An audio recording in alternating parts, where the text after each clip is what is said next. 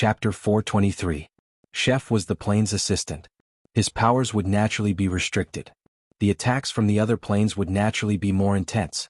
I Ching gripped his sword tightly and was just about to step forward when his body swayed. The pain in his chest intensified and his blood flowed even more freely. Chef. Shining was shocked. Don't move. This space has sealed off your powers. The more you resist, the greater the backlash. As Shining instructed, she operated the light screen even faster. She was trying to find a way to break through. But the protective barrier above them made clanging sounds. It looked like it was about to be broken. With a cracking sound, a crack appeared on the protective barrier. The white light that had been isolated from the outside started to attack again. Master.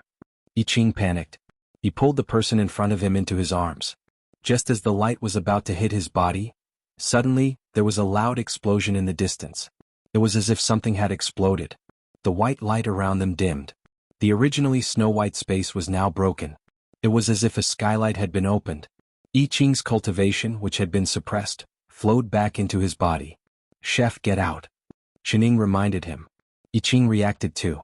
He flew out through the hole on his sword. In the next instant he was back at the boundary of the immortal and demonic realms. Sect Master Elder. Yu Hong's expression lit up as she welcomed them. There was a large group of people beside her. Upon closer inspection, they realized that they were the 10 celestial emperors and sky fiends. Even Little Black was there. Exalted Goddess, Celestial Emperor I Ching. What exactly happened here? Celestial Emperor Qinggu, who was walking in front, asked anxiously. He pointed behind them. These glaciers are... The strange movement just now had been felt by all the continents. It was even more shocking than when the immortal and demonic realms had merged. What's more, it was from the Bo Sea. Their first reaction was naturally to find the exalted goddess. They did not expect to be trapped in that glacier. I Ching turned back to look. The ground below had completely turned into ice. There was a round ball in the middle of it. It was the place where they had been trapped. There was a hole in it. There were still traces of immortal attacks. It was obvious that Yu Hong and the others had broken it. Exalted goddess, are you all right? The others looked at Shining. What exactly are these things? Shining paused. Who were these? It's an item from another world. I Ching took a step forward and explained simply, we can't let it continue spreading.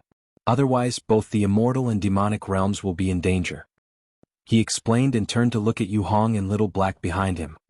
Look after Master. With that, he flew out once again. For a moment, the sky was filled with flames and a rain of swords, directly attacking the glacier below. Everyone looked at each other and realized the seriousness of the problem. One by one they flew out. Emperor I Ching, we're here to help you. The appearance of this layer of ice was very strange. In addition, they had sensed the realm gate earlier. After all, this was a matter that endangered the entire immortal realm and demon realm. They could not just stand by and watch. In the end, they were all celestial emperors. For a moment, the sky was filled with the light of spells. The layer of ice that was still spreading on the ground was stopped by this attack. Countless ice crystals rapidly reduced at a speed visible to the naked eye. The strange white light from before lit up again, and the surroundings were once again snow-white. Suddenly, there was a cry of pain in the air. Emperor Little Biao clutched his arm and fell. If not for Little Bird pulling him up in time, he would have fallen to the ground. But one of his arms was already bleeding profusely. There was a deep wound on his arm. The scary thing was that he did not even see the person who injured him. Everyone be careful. There may be invisible things around us that even divine perception cannot detect. I Ching reminded everyone as he helped the people beside him block a few waves of attacks. Everyone's expressions changed. One by one they set up a defensive array. Even so, many people were injured.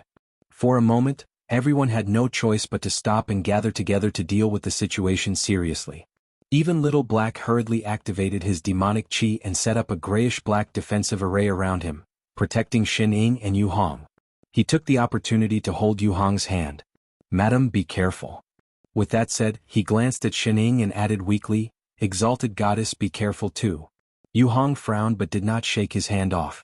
Shining, who was beside her, did not seem to hear anything. She continued to stare at the light screen in front of her, ignoring this bowl of dog food. But her frown deepened. Exalted Goddess, what exactly is that? Little Black could not help but ask. How can there be invisible things that even divine perception cannot detect? Could their true form be those ice cubes? Otherwise, why would they appear in one attack? Xinying's hand paused. True form, she suddenly thought of something. With a turn of her hand, data flashed across the light screen. Her eyes narrowed. Indeed, the true form of those things was not those ice cubes but light. She looked up at the people in the sky. She did not notice earlier, but now she saw that all the celestial emperors were more or less injured. Only the sky fiend of the demon race was unharmed, as if it had been deliberately avoided. Her eyes lit up and she turned back to look at Little Black. Who's that Little Green? Who's Little Green? Little Dog? Little Grain? Or Little Something? Anyway, it's you. My name is Little Black. Piercing. Exalted goddess nicknames, each one was more unique than the other. Used demonic chi to cover this entire area. She pointed around and said, "Don't leave any sunlight. You should be able to do that, right?" Little Black paused. Although he did not understand what she meant, he still nodded and said, "I'll try my best." With that said, he looked at Yu Hong, tightened his grip on her hand, and then let go and flew out. In an instant, the demonic chi around his body increased, covering the entire sky like dark clouds. It was noon, but the sky suddenly darkened. A bone-chilling aura spread out. Demonic chi. The celestial emperors were stunned. Why did Demon King Little Black suddenly... Wait! Everyone look. Someone cried out in surprise. Everyone looked over, only to see that the originally empty surroundings, under the influence of the demonic chi, actually began to form faint circles of shadows. They still could not see their faces clearly, but they could already make out blurry human figures.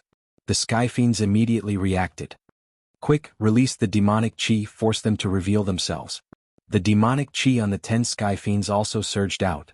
Previously, they were worried about the celestial emperors of the immortal world, afraid of accidentally injuring them, so they held back. Now that the demonic chi could force those invisible things out, they naturally did not hold back anymore. In an instant, the demonic chi flourished. In addition to the fact that this place was already close to the demonic world, in less than a moment the surroundings darkened. The thick, almost black demonic chi filled the entire area.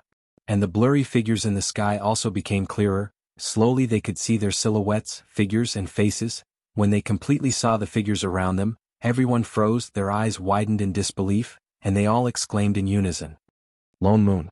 Nit's Father Nyo. So many Father Nyo. Chapter 424. There were hundreds of figures surrounding them, but they all had the same face, a face that was exactly the same as Lone Moon's. How did Elder Lone Moon do this? Yu Hong was confused as well. Their expressions and appearances were exactly the same. There shouldn't be so many of them, right? They copied Father Nyo's data. Xin Ying's expression darkened. As she scanned the figures in the sky, she said in a low voice, "None of the people who appeared here are real." After the initial shock, the crowd reacted immediately. They attacked again. Now that they could see each other, they finally started to fight back. The sky was filled with the light of spells again. The hundreds of Father Nyo also rushed forward and started fighting with the crowd. Soon they realized that not only did these people look like Lone Moon, but even their cultivation levels were exactly the same as his. In other words, there were hundreds of young Emperor Sword cultivators in the sky. The crowd broke out in a cold sweat. Although they were all celestial emperors, they could not withstand the combined attacks of hundreds of young emperors. It was still quite difficult for one person to deal with tens of them, especially when they were sword cultivators. At first, the crowd still had the advantage, but slowly they were losing. And the other party seemed to see this too. They attacked even more fiercely, even giving up on defense and attacking with no regard for their lives. The crowd's hearts sank. In the next moment, they suddenly heard a dragon's roar. I Ching did not have the mood to continue wasting time.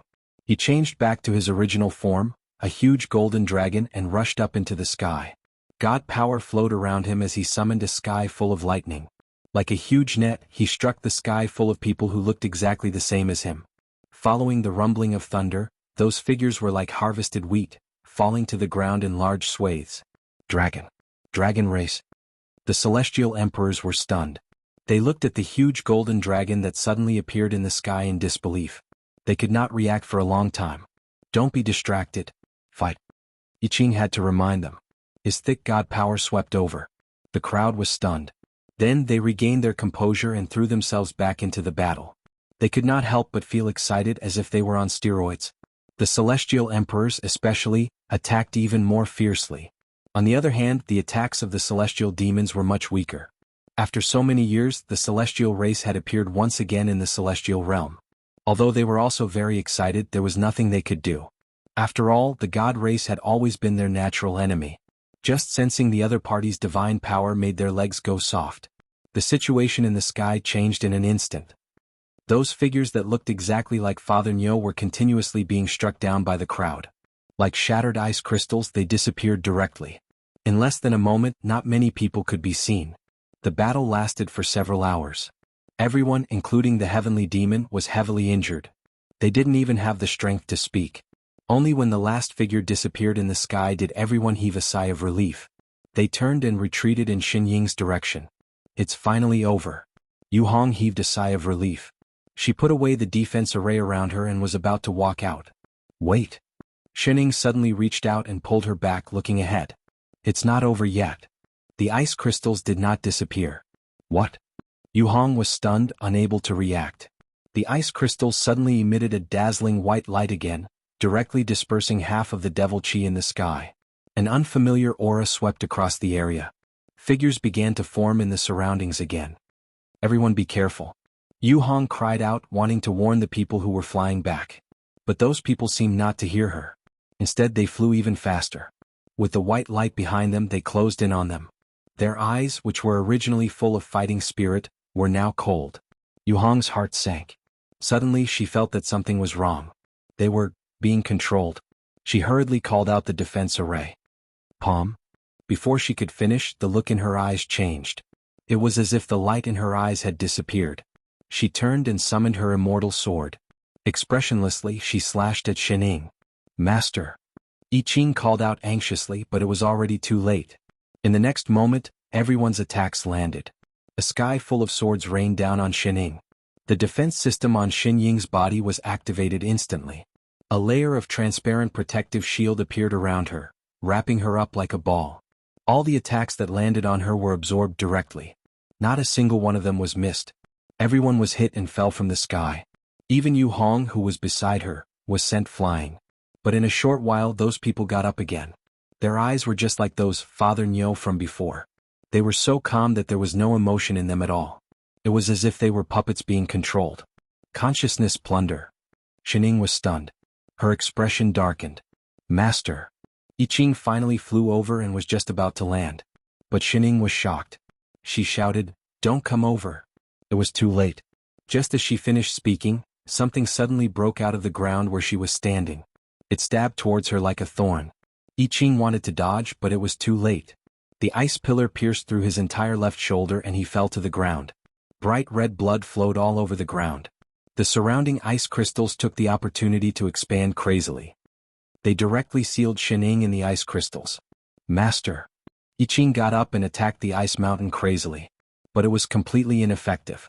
He could only watch as the ice pillar in front of him grew into a huge ice mountain in the blink of an eye. Xin Ying's figure also disappeared inside. And the pressure from before appeared again. I Ching felt the god power in his body empty. He opened his mouth and spat out a mouthful of blood. Xin Ying was already completely sealed in the ice crystals. There was only white around her. Large patches of ice source appeared. The world in front of her had already become a completely white world. It formed a white space that was even bigger than before. It was completely separated from the previous world. No wonder when they were fighting with those Father Nyo, the ice crystals did not expand at all. But they did not expect that they had already seeped into the ground. They had already wrapped up the land within a radius of 100 miles. Their goal was to trap her in the plane once again. The assistance ability came from the manager. As long as she was not in the plane, it would not take much effort to suppress Chef. Manager. Indeed, a familiar voice sounded in the sky. A white figure suddenly walked out of the layers of ice. It was a face that was exactly the same as those people before. But there was an additional familiar aura about it. Xin Ying's eyes narrowed. She heaved a sigh of relief. Finally out. The real Father Nyo's body? She scanned the other party from head to toe. Subconsciously, she touched her wristband.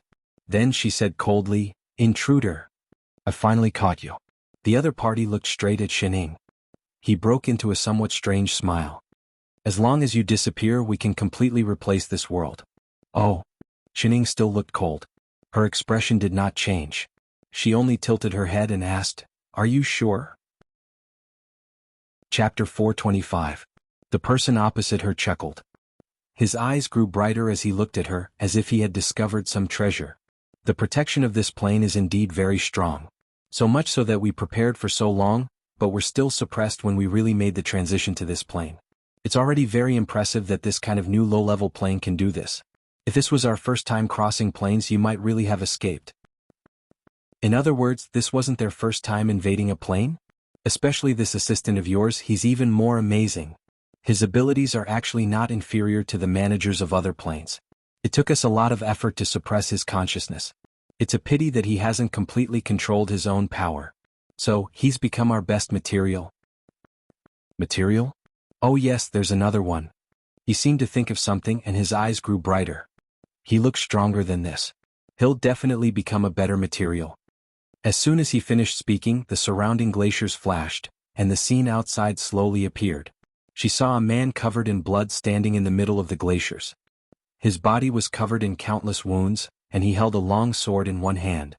He stood unsteadily as if he would fall at any moment. But all around him there were people surrounding him. There were people who looked like Father Nyo, and there were also celestial emperors and sky fiends whose consciousnesses had been stolen. Yet he seemed to not see those people's attacks. He stubbornly raised his sword and attacked the layer of ice in front of him, as if he was trying his best to save her from the ice. What's more, his abilities seemed to have been sealed. There was no way he could cast spells to block those attacks. So the wounds on his body grew more and more serious. He almost looked like he was not human. Shening only took one look and her expression darkened instantly. A sense of anger that she had never felt before exploded from the bottom of her heart. In an instant, it burned away all her previous plans. *CK your rationality? Ha. She suddenly laughed and slowly raised her head to look at the familiar face in the sky. An aura that was even colder than the surrounding glaciers instantly exploded from her body. Even her voice carried a hint of danger. Very good. Very good, to the point that she couldn't help but lose her temper. He'll become one of us soon. The person in the sky was still smiling. Just like this plane. How did the energy in your body suddenly? Impossible, I clearly sealed it. The light screen around Shening dimmed. Even the defense around her was retracted. The ice crystals around her could not get close to her at all. Something terrifying seemed to explode from her body. The ice crystals around her were like chopped chives, breaking in half. She walked forward step by step, and with every step she took, a crack would appear beneath her feet. It was as if she could tear the world apart. We've already detected that the manager's power has been depleted. Why do you still have such terrifying power? The other party's face instantly paled. He looked at the person walking over in disbelief. In a panic, he summoned more ice crystals in an attempt to stop the approaching person. However, it was completely useless. He could only watch as more and more ice crystals turned into nothingness. Subconsciously, he backed away. Impossible. Don't come over. Shenying's face was cold and expressionless. She enunciated each word clearly. Don't you like to play with light? I'll play with you. Outside the iceberg. Yiqing could not hold on any longer. Even his consciousness was fading. He could not feel any pain in his body. His assistant's abilities were sealed, his god power was suppressed, and he was surrounded by enemies. It was impossible to hold on just by relying on sword techniques. But, Master was still sealed inside. The plane seal could restrict the manager's abilities. In addition, Master's body had not recovered. She was in great danger. Ignoring the attacks on his body, he no longer had the strength to stand. All he could do was struggle and crawl towards the iceberg in front of him. Master was still inside.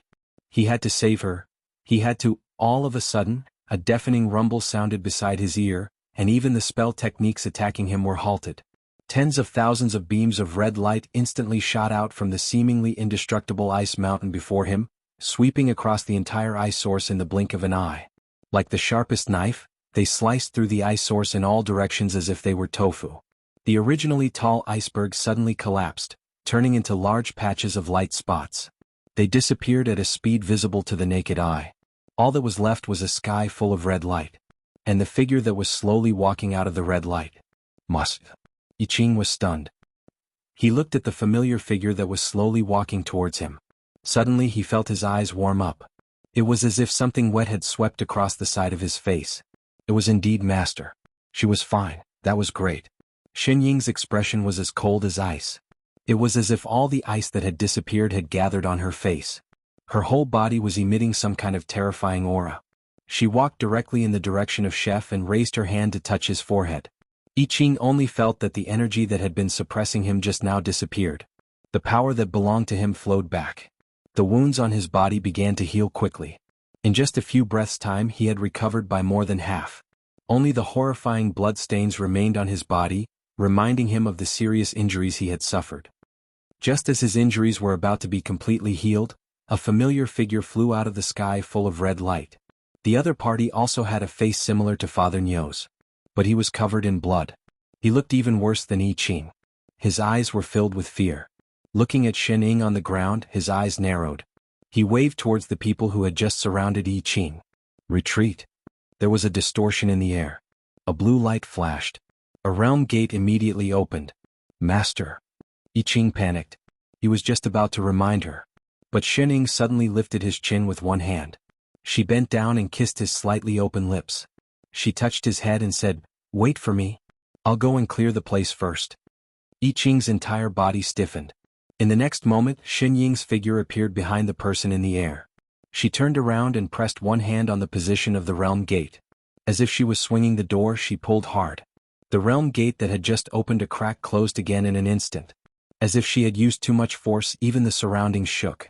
She looked coldly at the real Father Nyo in front of her. She said word by word, "I'm sorry. Today the immortal realm is closed." Father Nyo, I Ching, everyone. 3 hours later. In the rear hall of the invincible heavenly palace. Shen Ying sat upright in front of the table. Her movements were elegant but extremely fast. 3 meters away from the table, there were several rows of people sitting neatly. They had high cultivation levels and were dressed in luxurious clothes, buns. The kind that had their faces beaten swollen. The celestial emperors and sky fiends who had already regained consciousness curled themselves into a ball. They glanced at a certain person who was still eating with all her might. They did not even dare to breathe loudly. For a moment, the entire courtyard was filled with the sound of someone eating. Chapter 426. Shen Ying ate very quickly. Perhaps because she had not eaten for 2 meals, in less than 20 minutes, all that was left of the table was soup. I Ching stepped forward and waved his hand, clearing the table full of plates. He calmly placed a new set of dishes on the table and turned back to the kitchen to continue cooking. Perhaps because the other party was enjoying the food too much, Lone Moon, who had been sitting opposite her for a long time, could not help but reach out with his chopsticks to pick up a piece. He had just opened his mouth, but before he could put it into his mouth, he felt a tearing pain coming from the side of his face. He cried out for the umpteenth time, "Ow, ow, ow, ow, ow, ow." Lone Moon threw down his chopsticks and covered his swollen face. He sucked in a breath of cold air and glared at the person in front of him resentfully. "You clearly know that this injury can't be healed using immortal spells. Can't you be gentler?" He wondered if his face would be disfigured. Shen Ying swallowed the food in her mouth and glanced at him coldly. She snorted and said, "If I didn't do that, the invaders would not have left your bodies. Based on your abilities, you would not be able to get your bodies back even if you were given another 500 years. What's more, you weaklings who could not even withstand the erosion of consciousness, how dare you ask me to be gentler? Weak chicken Lone Moon, weak chicken Celestial Emperor, weak chicken Sky Fiend." She made so much sense that they were speechless. Exalted. Exalted goddess. Seeing that Lone Moon's face was even more swollen, Little Black could not help but ask weakly, "Those things, what exactly were they? Why could they control our bodies so easily?" And that was not possession at all. It was more like their bodies were being squeezed by something else for no reason. It could even affect their primordial spirits. The longer that thing was in their bodies, the weaker their primordial spirits became. Although they were fine now, each of them could clearly feel that their cultivation levels had dropped. "With your intelligence, it's hard for me to explain it to you." Shen Ying finally looked up at the people sitting in rows. Her gaze was still cold. "So there's no need for you to know. Everyone." Blood was spilled. Lone Moon's swollen face squeezed out a reply. He glanced at Shen Ying and continued, "Then what do we do next? The invaders who broke into the immortal world had been dealt with, but the mushroom world still existed." Shen Ying stopped eating and her expression darkened. A moment later, she seemed to have thought of something and said in a low voice, "They don't have the ability to invade again for the time being. Seal that small world and cut off all connections between it and other worlds." Lone Moon nodded. Although those people came from another plane, they had not been discovered for so many years. They must have completely controlled that small world. The only thing they could do now was to quickly seal it so that it would not affect other small worlds. The others, on the other hand, were dumbfounded and only understood after a while. Exalted Goddess, do you mean that those things came from the lower realm? There's actually such a thing in the lower realms. Even we almost fell for their tricks. What about the other worlds? Everyone's faces turned pale as they guessed the seriousness of this matter. Exalted Deity is right, this kind of world should be sealed, the crowd replied in a low voice. If Exalted Deity doesn't mind, we are willing to do our best to help. That's right. If we gather everyone's strength, we can give it a try and completely seal that world's gate. Make it impossible to open it again. We must not let those things cause trouble in the three realms again. We are already no match for them. If it were other mortal worlds, I'm afraid they would be in deep trouble. There's no time to lose. While our injuries are recovering, we have to act as soon as possible. The others also stood up one by one. Their expressions were solemn, but they looked like they had no second thoughts. If not for their bun-like faces, they might have been more convincing. Lone Moon swept a glance at the group of people in front of him. Their faces were all bruised and swollen. He was very surprised that these celestial emperors and sky fiends, who used to sweep the snow in front of them, could actually be so united. And they did not even take the initiative to ask for help under Xin Ying's request. Wait a minute. An unconscious thought flashed across his mind. He glanced at the steamer of buns again. Xin Ying said before that when she beat them up, she used some special techniques. That was why she could chase away the invaders who had taken over their consciousness. But they still took an hour to regain consciousness. It was Chef who dragged them back. But at the same time, their injuries could not be healed by sorcery. They could only slowly recover. They were so enthusiastic. Could it be that they did not want to go back to their own territory with such a face, so they stayed behind to help? They were afraid of losing face. That must be it. The corner of Lone Moon's mouth twitched. Instantly he felt a tearing pain on his face. He touched the side of his face. Suddenly he understood what was going on with them. Why did Xin Ying only hit their faces? He turned to look at Xin Ying beside him. What do you think? Xin Ying's expression darkened. Something flashed across her eyes. After a while she nodded and said, Go. Thank you everyone. Lone Moon nodded at them. The buns cupped their fists one by one. They planned to set off again to seal the seal. Wait. Lone Moon suddenly called out. He turned to look at Yu Hong. Perhaps because she was a body cultivator, only a few bruises appeared on her face. At least it was not swollen like a bun. Yu Hong, bring everyone to Lan Hua to get some elixirs. The external injuries cannot be treated immediately. Let's treat the internal injuries first. Yes, Elder. Yu Hong then turned and led everyone out. The group did not stand on ceremony. After all, they had used up most of the elixirs they had on them in the battle just now. There were indeed not many left. So they all followed them. But they all silently set up an isolation array around themselves. Along the way, the cultivators who met them could not see their unique appearances. But their sorcery was only effective on people with lower cultivation levels than them. As for how Lan Hua would mock them when he saw them, Lone Moon did not know. He would probably laugh for a year.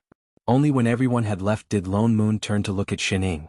Thinking of something, he said worriedly, Xin Ying, I feel that the invader controlling me is different from the others. Xin Ying turned to look at him. Lone Moon frowned. He did not know if it was an illusion.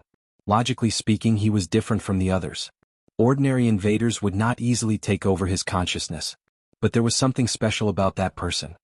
I feel that his body has an energy similar to mine. It was very similar but completely different. An assistant seal? Xin Ying suddenly spoke up.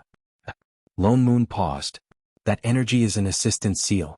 Your senses are right. He is indeed not an ordinary invader. Then he is an assistant from another plane. What? Why would an assistant from another plane do this? Plane invasions are not as simple as you think. Xin Ying looked like she was used to it. It is not only when ordinary people from another plane cross over. In other words, it was also possible that it was an invasion from the entire plane. Holy shit, this was practically the start of a war. Chapter 427. Then it's not enough to just seal the realm gate, right? Lone Moon asked. Even the plane assistants were here and in pairs too. Who knew what other tricks they had up their sleeves?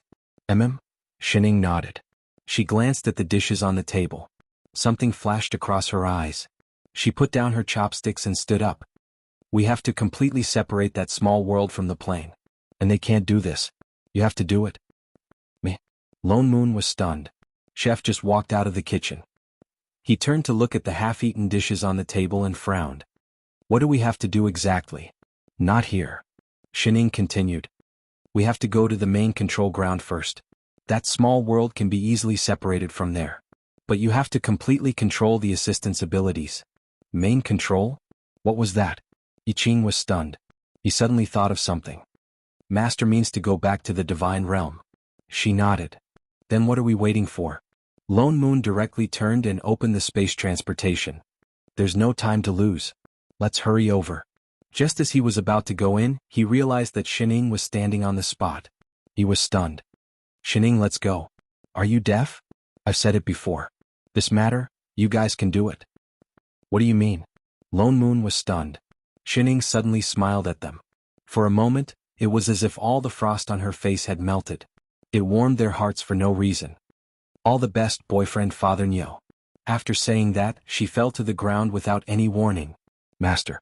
Shining. Their expressions changed. They both reached out to catch the person who collapsed. Their faces were filled with the same panic. What happened? Lone Moon carefully examined the person lying on the bed. He found that she was the same as before. There was nothing wrong with her body. She just fell into a deep sleep without warning. She was clearly fine just now. Master forcefully used her ability to save us. I Ching clenched his fists so tightly that fresh blood seeped through his fingers, but he did not notice it. I thought I could make it in time. That was why he had immediately returned to the rear hall to cook after it ended, but he did not expect it to be too late. Lone Moon thought of the unfinished food on the table outside, and his expression darkened. Shining must have felt that no matter how much she ate, she would not be able to replenish the energy she expended a second time. That was why she chose to sleep. Shit. What else did she say? Lone Moon took a deep breath and continued asking. Based on Xin Ying's personality, she would not go into hibernation before the matter with the invaders was resolved. Master told us not to worry if she suddenly feels sleepy. I Ching tightened his grip and said in a low voice, "Don't try to wake her up. She'll wake up soon." When is very soon? I don't know. Lone Moon fell silent. He took a deep breath and calmed himself down. Chef, the most important thing now is how to solve the problem of that mushroom. We have to hurry to the God domain. But Master, I know you want to use the same method as last time to wake her up. Lone Moon interrupted him directly. But there are priorities. We can't do it now. We have to quickly seal up that small world. You have to know that their target is Shining. If we're late by one step, then... He did not continue, but I Ching already understood. He turned back to look at Shining, gritted his teeth and stood up. He took a deep breath and said in a low voice, "I understand. Let's go to the God domain now." With that said, he conjured a seal and opened the entrance to the God domain again. "Let's go, Father Nyo." Lone Moon sighed and turned to walk towards the entrance of the God domain with Chef. Just as he took a step in, his sleeve suddenly tightened as if something was gently tugging at it. He turned his head around reflexively, only to be met with a pair of round, grape-like eyes that seemed to contain a sky full of stars. The eyes were blinking as they looked at him. Her round face was tilted at him with some confusion, and her two plump, lotus-like hands were tightly grabbing onto his sleeves. Instantly, Lone Moon felt as if an arrow was shot in his heart. Something was collapsing and softening. This child? Where did she come from? But the little girl behind him seemed to have confirmed something. She stretched out her arms and smiled brightly at him. In an instant, it was as if a sky full of flowers had fallen from the sky. Daddy. Dong dong dong. A row of arrows pierced into his heart, and something exploded with a bang. So cute. Master. I Ching was shocked and was about to go forward. Suddenly, a black shadow flew past him. A certain someone rushed over at lightning speed and picked up the adorable little bean on the bed. He rubbed his face with fatherly love and replied clearly, I'm Daddy, I'm your daddy. Biological daddy. Don't fight with me. Good daughter. I Ching, what was going on? Little Ing, whose face was pricked by a certain person's stubble, felt a little uncomfortable. She used her hands and feet to push the person in front of her away. She turned to look at the stunned I Ching and waved her little hand at him for help. She called out sweetly again. Mommy. I Ching, Lone Moon, Shining shrank again, and it was the kind of shrinkage that caused a fracture. Then I Ching realized that Father Nyo had gone crazy. In the past, whenever he looked at Xining, he would find her an eyesore and would die if he didn't complain. Now he was simply a doting demon like a nanny, lying on the ground with his butt up to coax someone. He didn't even care about proper business and the kind that couldn't be chased away. Especially the tone of his voice, it was full of ups and downs. Littling, tell Daddy, how old are you? Little Bean, who was sitting on the bed, was stunned. She stretched out her two little paws and began to count seriously. She stretched out one finger on the left and one on the right. After a while she slowly stretched out another finger and in the end she had 3 fingers. Then she looked left and right, then happily raised both hands and gestured 3. 3 years old, Littling is 3 years old. Lone Moon felt like his heart was shot by another arrow. He was about to become a hedgehog. So cute. He finally understood why Xinjing had become a sister complex. With such a cute sister, he also wanted to kill all the bastards who got close to her. Come, let Daddy hug you. He couldn't help but stretch out both hands. Just as he was about to hug her, there was nothing in front of him. The cute thing sitting on the bed was instantly picked up by I Ching. I Ching turned back to glare at him. Get lost. Stay away from my master, you perverted little b*****. Xining, on the other hand, did not feel anything. Her little hands happily wrapped around the person in front of her and called out crisply, Mommy. I Ching's whole body stiffened. Master. His heart hurt, he wanted to cry. Chapter 428. Seeing that a certain hopeless daughter complex had completely deviated from the main topic, I Ching sighed and turned to sit in front of the chair in front of him. He placed the little person in his arms on his lap and asked in a low voice, Master, do you remember anything? Little Ing was stunned, as if she completely did not understand what he meant, her big round eyes blinking. I Ching looked at her attentively for a long time, but completely did not see any familiar information from that pair of eyes. Xining, on the other hand, felt a little wronged under his gaze. After a while, she directly handed over the immortal boat that Lone Moon had just given her to play with. It was clearly written in her eyes, if you like it, then let's play together. Forget it, forget it. Father Nyo's heart instantly ached, and he interrupted Chef's question. Little Ing already said that she is only 3 years old, what can she know? With that said, he turned his hand and took out a Bell Dharma artifact, with a face full of seduction. Do you want to play with this? Come to Daddy. With that said, he could not help but reach out to hug her, but I Ching dodged to the side, his cold eyes instantly piercing over. Go away, don't even think about touching my master. Lone Moon missed and his face darkened. Why should he? That's my daughter too. The matter of that mushroom world cannot be delayed, let's go to the divine realm first. To prevent him from continuing to snatch, I Ching changed the topic. Master can't leave people in her current state, I'll bring her along. With that said, he directly opened the teleportation door and walked in. Wait, I can carry her in too. Damn Chef, if he had known earlier, he would not have spoken up for him, my daughter. In just a blink of an eye, the 3 of them had already arrived at that familiar place. Only that in the past what they saw was a sky full of stars, now what they saw was a golden tree that covered the sky and sun. I Ching looked at the plain tree in front of him, then at the person in his arms. For a moment he felt a little awkward. On the other side, Lone Moon had already conjured a thick carpet and laid it out in a familiar manner. He waved at Chef and said, Come, just put Little Ing here in case she bumps into anything. I Ching then walked over and placed the 3-year-old Xining on the carpet. Master, we have to seal off that small world in time. Otherwise, I'm afraid those people will make a comeback. Please wait here for a while. Xining raised her little face and blinked her eyes, looking at him blankly. I told you she doesn't understand these things. He continued to smile seductively at Xining. He lowered his voice and said in an extremely shameless tone, Little Ing, be good. Daddy has something very important to do. Wait for Daddy here for a while, alright? Xining didn't know what to say. Instead, Lone Moon rolled his eyes at Xining. Little Ing understood this time and nodded hard. Alright, Little Ing will be good. As he spoke, he turned around and hugged the temporary little immortal boat in his arms. He sat down on the carpet and gave Lone Moon an, I'm very obedient, smile. Dong dong. Lone Moon felt as if another arrow had pierced his heart. He couldn't help but want to hug the cute thing in front of him. How about, Daddy can hold you and cast a spell? Before he finished speaking, I Ching's mouth twitched. With a cold expression, he grabbed a certain seriously stupid person and turned to leave. Wait a minute, Chef. Little Ing. Daddy will be back soon. Wait for me, wait for me. I Ching dragged him all the way to the plane tree. He only let go when he reached the bottom of the tree. He pointed to the red mushroom on the tree that seemed to be even brighter than before. Proper business. Got it. Lone Moon rubbed his neck that was hurting from being pulled. After leaving the range of Little Ying's cuteness, he returned to his normal mode. However, he couldn't help but turn back to look at the figure behind him who was focused on playing with the little immortal boat. From time to time, he would wave his hand and give a silly fatherly expression, not caring whether the other party responded or not. It's decided. After settling the matter of the small world, he would urge Lan Hua to refine 100 Dharma artifacts to make toys for Little Ing. How could his daughter, Niu Huayan, only have one toy? A while later, this mushroom is different from other small worlds. How can we completely seal it? Lone Moon asked in a low voice.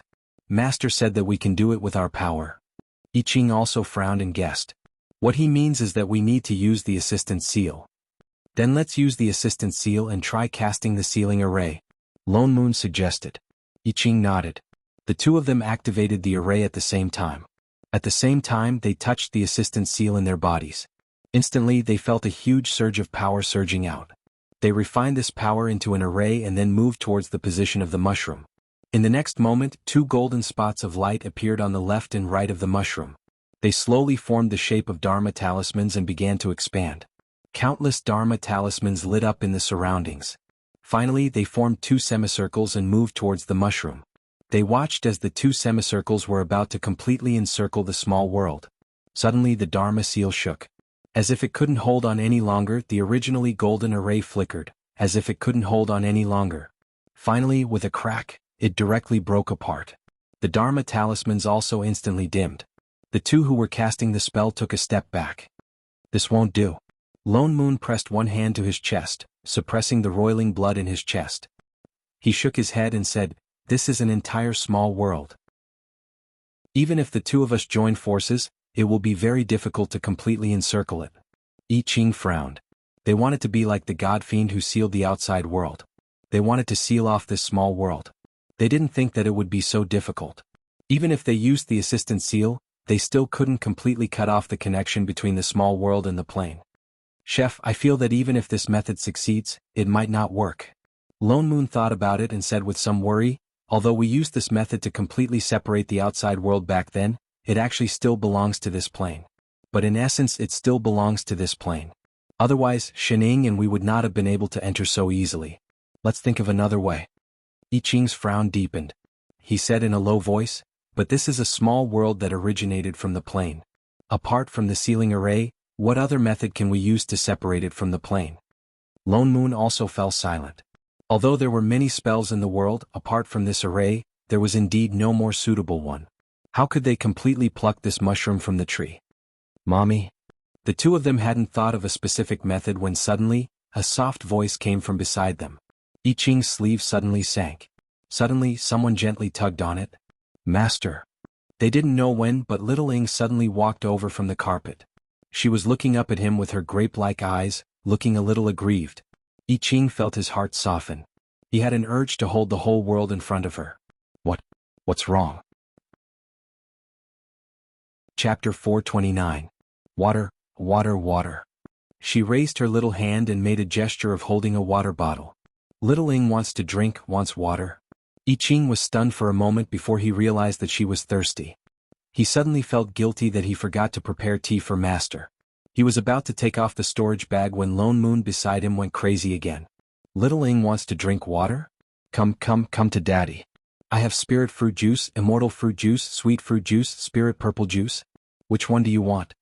As he spoke, he took out different colored bottles of fruit juice and placed them all on the ground. And all of them looked very familiar. I Ching's mouth twitched.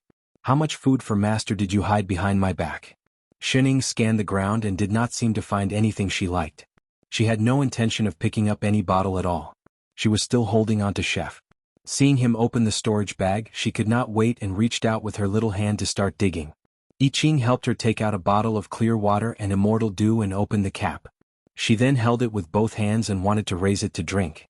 But perhaps the bottle was too heavy and she was too small, she did not manage to lift it up. Instead, she lost her balance and fell backward. I Ching hurriedly supported her, one hand around her little body and the other helping her hold the bottle.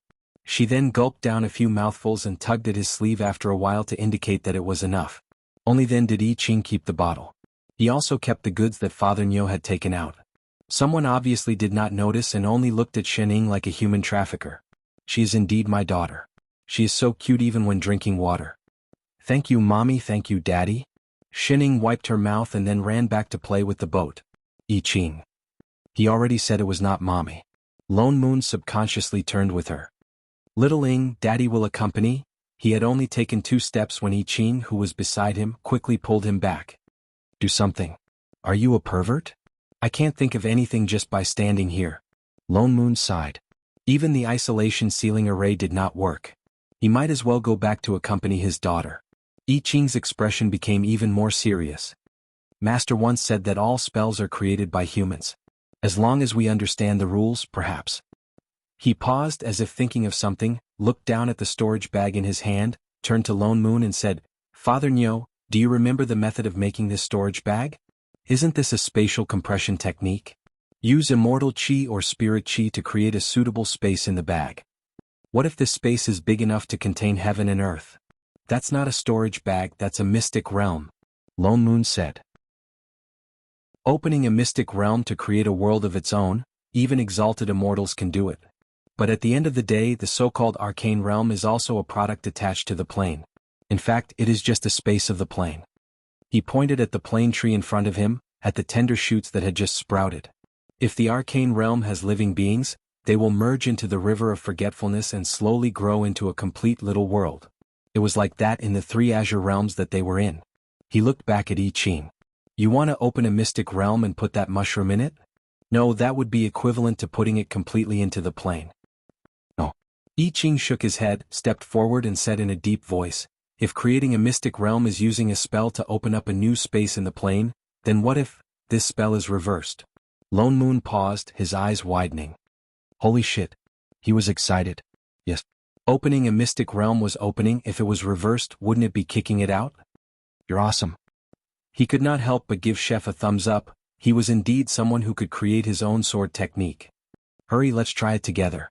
I Ching nodded. The two of them took a deep breath, recalling the spell to open a mystic realm in their minds. Mobilizing the god power in their bodies, at the same time striking out a series of reverse spells. In a short while, 2 especially strange and twisted dermic talismans appeared above the mushroom. Move the heart of the array to where it is connected to the plane tree. Lone Moon pointed at the root of the mushroom and reminded. I Ching immediately adjusted the spell, converging towards the lower part of the mushroom. In an instant, circles after circles of spells appeared. Like a spiral, they tightly wrapped around the place where the plane tree was connected like a rope, going round and round. This reverse spell seemed to consume a lot of immortal power. Lone Moon held on for a while. In less than 7 minutes, he felt that the immortal power in his body was empty. It was difficult to hold on. He held on for a while. That feeling of immortal power being sucked out continuously still did not disappear. Even the assistant seal seemed to be unable to keep up with the speed of the spell formation. Suddenly, a white light shone around the mushroom. As if it was resisting them, in an instant an impact was emitted from within. Lone Moon only felt a sweetness in his heart. The spell connection in his hands was broken with a bang. He suppressed the churning of his blood, turned to look worriedly at the person beside him who was holding on by himself. Chef. But he saw that his expression was also very ugly. Large beads of sweat were already seeping out of his forehead. It looked like he was also holding on very hard. Lone Moon was a little anxious. It was obvious that their method was correct.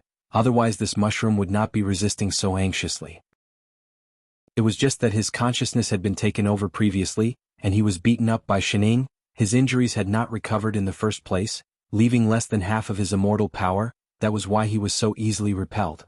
Although Chef's injuries were already healed, it was indeed very difficult for him to use this spell alone, which he had never used before. Yet he could not stop. The other party had obviously sensed it. If he stopped, there might be some unforeseen changes. Lone Moon took a deep breath, adjusted his breathing for a while. Feeling that his body had recovered some immortal power, he hurriedly set up a spirit guiding array around Chef, hoping to reduce his consumption. But this reverse spell really consumed too much immortal power. I Ching's expression became more and more ugly. He even felt as if all the meridians in his body were being torn apart. His dantian was already empty. Chef, forget it. Lone Moon was anxious. He wanted him to stop, Let's think of another way. If this went on, he would also be injured. But I Ching did not stop. He focused all his attention on the spell in front of him. Just a little bit more, he could definitely do it. Master said that they had the ability to handle it, then they definitely could. They just, assistant seal. He suddenly remembered that before Master turned back to 3 years old, he seemed to have said that as long as they completely controlled the assistant's ability. What was the complete assistant's ability? They could clearly use the assistant seal freely. Wasn't that called completely controlling it?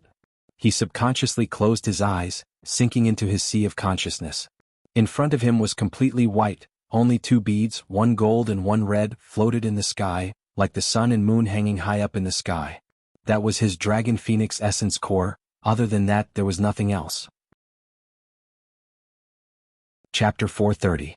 I Ching's mind moved, trying to summon the assistant seal in his sea of consciousness, almost in a flash. A row of crooked black words appeared in the air. The 2 words, letter of appointment, hung high on the top. Even his primal core was instantly squeezed to the point of falling. I Ching gritted his teeth, mobilized his divine perception and began to touch that row of black words. The familiar assistant energy emanated from the letter of appointment, instantly filling his whole body, making his almost exhausted meridians instantly soothe a lot, no different from before. Oh, there was still a difference. He looked carefully. He saw that in the last row of the letter of appointment, the punctuation at the end seemed to have faded a lot. The color was lighter than the other words. Could it be that the assistant energy he usually used was only this little? His heart sank and he no longer had any scruples.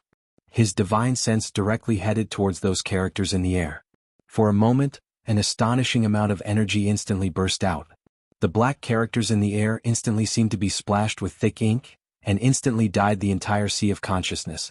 The originally snow-white sea of consciousness instantly darkened. Only the 2 primordial cores below were still shining. At the same time, the huge energy washed his body. His whole body seemed to be about to explode. Chef, what's wrong with you? Shit, don't scare me. Looking at the person who suddenly began to vomit blood, Lone Moon got a fright. I already said stop. What's wrong with you? I Ching could not hear Father Nyo's voice at all. The entire sea of consciousness was about to explode from the rising energy.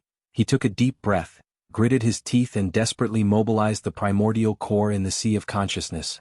According to the usual cultivation method, began to circulate. Master said that every plane was different. This was an immortal spirit plane, so the existence of all the planes appeared in the form of immortal spells. That assistant seal should be the same.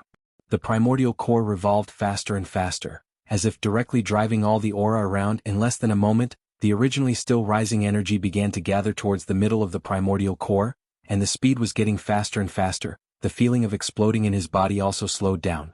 The 2 primordial cores each performed their duties, revolving in the same direction, one gathering the black gas formed by the assistant seal, the other gathering the white that originally existed in the sea of consciousness. A moment later, the assistant seal on the letter of appointment was gone. What was left were 2 inner dawn that were spinning non-stop, as well as a black and white Tai Chi pattern that was clearly visible and separated from each other. At the same time, he felt that his originally exhausted meridians were instantly restored to their original state.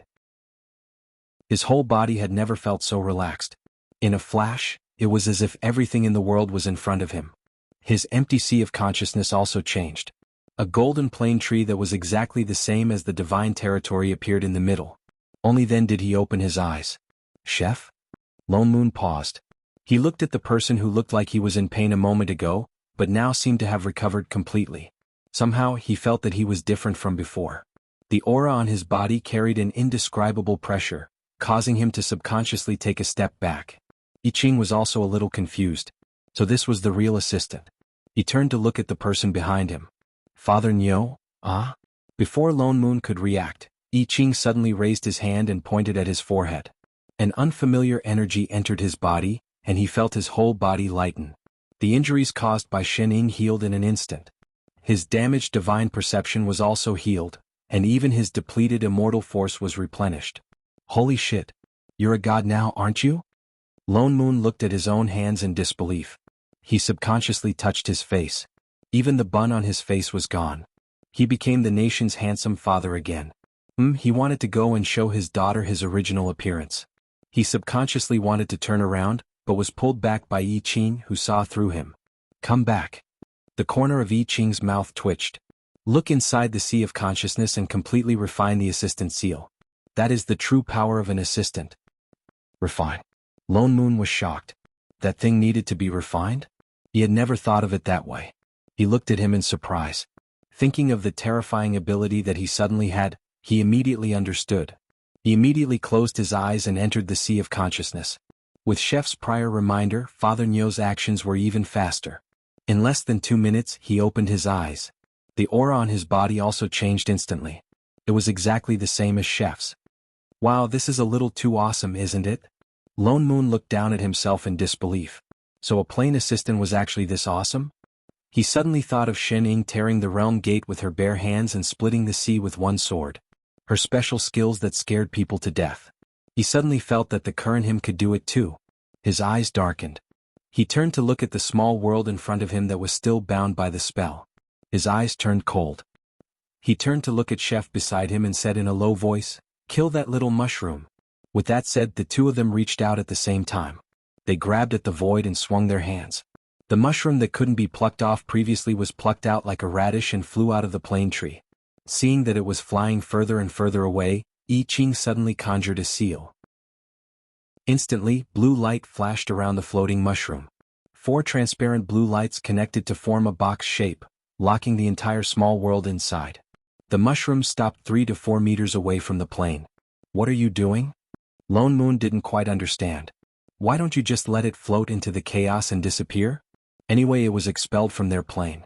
"Master only asked us to seal it out of the plane. She didn't ask us to destroy this small world directly." I Ching said in a low voice. "I think she must have other intentions." Lone Moon nodded. He glanced at the floating mushroom again.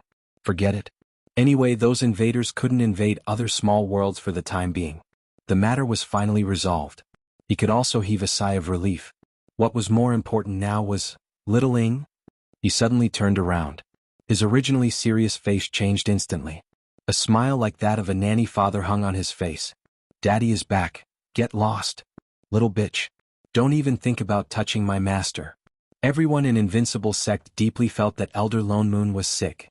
In one night, he seemed to have contracted a "I'll die if I don't show off my daughter" disease. And it was the kind that couldn't be cured. Ever since he came back from the immortal demon border, he brought back a little girl from somewhere. He swore that she was his daughter. Since then, his temperament changed greatly. He no longer urged the disciples to cultivate, earn money and work. Every day he would carry the child and wander around the sect. Whenever he met someone he would show off. "Little Hong, come take a look. This is my little Ing. How is she? Super cute, right? My daughter. Little Bai, this is my little Ing. She's the most adorable in the universe. My daughter. Is she cute? Little Black, come let me take a look. My little Ing, you can only take a look. My daughter is cute, right? You and Little Hong have to work hard." "Ah. Hey, who's that? Let me introduce you. This is Little Ing. How is she cute? My daughter." In one day, almost every disciple was stopped by him at least once. Yet before everyone could see the child in his arms clearly, he turned and walked away like a baby. It was as if he would lose a piece of his flesh if he let others take another look.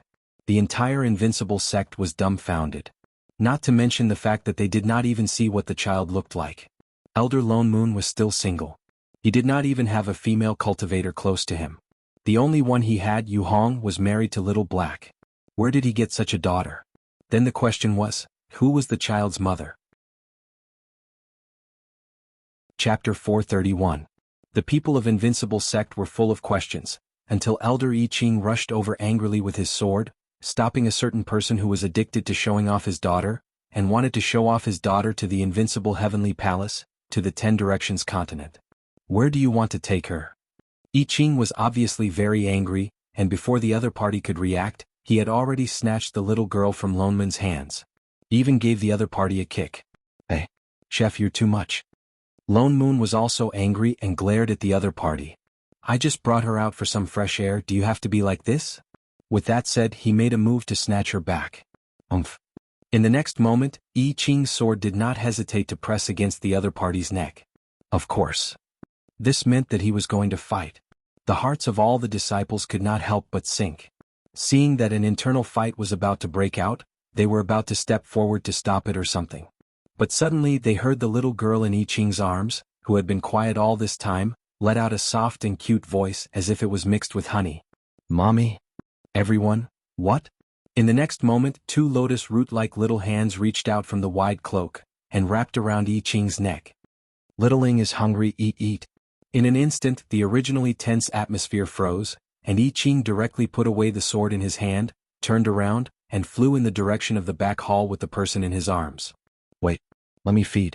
Lone Moon also hurried to follow, and in a short while, the two disappeared one after the other, as if the tit-for-tat just now had never happened. Leaving behind a dumbfounded crowd.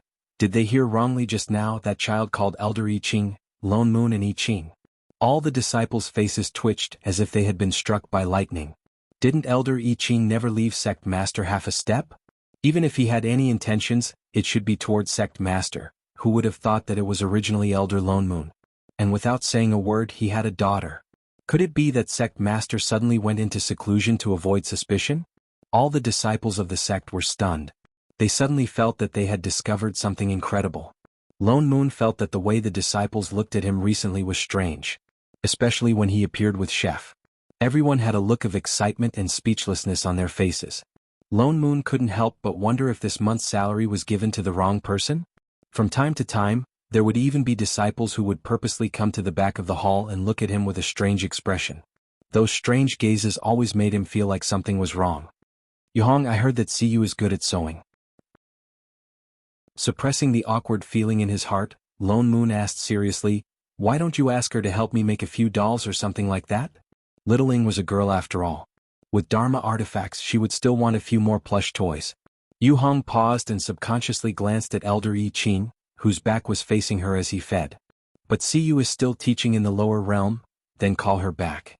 Nothing was more important than his daughter. Yuhong was even more shocked. What happened to the beautiful dream of swordsman running around everywhere? Did he have to change so quickly? But seeing his determined expression, he could only nod. "Yes, Elder. The power of love was indeed strong. So you are this kind of person." Suddenly he felt a little sympathy for the sect leader. How much willpower did you have to endure eating dog food for so many years? Sect leader indeed. Yuhong was just about to contact Siyu when she suddenly thought of something. She took out a large handful of dandelions from her storage bag and handed them over. "Radish asked me to bring these over." Lone Moon frowned. "Didn't I say that Shining is in seclusion? Why did it send these over?" "No," Yuhong hurriedly explained. "It said that these are for you." Me. Lone Moon's eyes widened. Did Radish grow worms recently? In the past, apart from Shining, no matter how others tried to persuade him, he would not even bother to open a single dandelion. Now he actually took the initiative to send it over. Yes. Yuhong nodded vigorously. "It said that I gave it to you when I got married, so you have to make up for it too." Ah. Lone Moon hesitated. What does that mean? What did this have to do with Little Black and Little Red? Anyway. Yuhong blushed as if thinking of something. She directly stuffed the dandelion in her hand into Lone Moon's hands. "Hurry and give it to Elder Chef. You will definitely like it." Chef. Was this dandelion for Chef or for him? Then disciple will go and look for Siyu first. Yuhong had no intention of explaining at all. She glanced at a certain person in the house once more, then turned and ran. Wait! Before he could ask clearly, Yuhong ran all the way to the gate of the yard. She even turned back to give him a cheering gesture. In a short while, she disappeared without a trace. Lone Moon, what the hell? At undershirt winky-faced Lone Moon looked at the dandelion in his hand, then returned to the house in confusion. He turned and handed the dandelion to Chef. "Here. Why are you giving this to me?" I Ching leaned back in disgust. He had no intention of taking it at all. "Didn't you ask Radish for it?" Lone Moon was stunned. Yuhong said that Radish asked her to send it over. "She asked me to give it to you." "What do I need this for? It can't be used for cooking."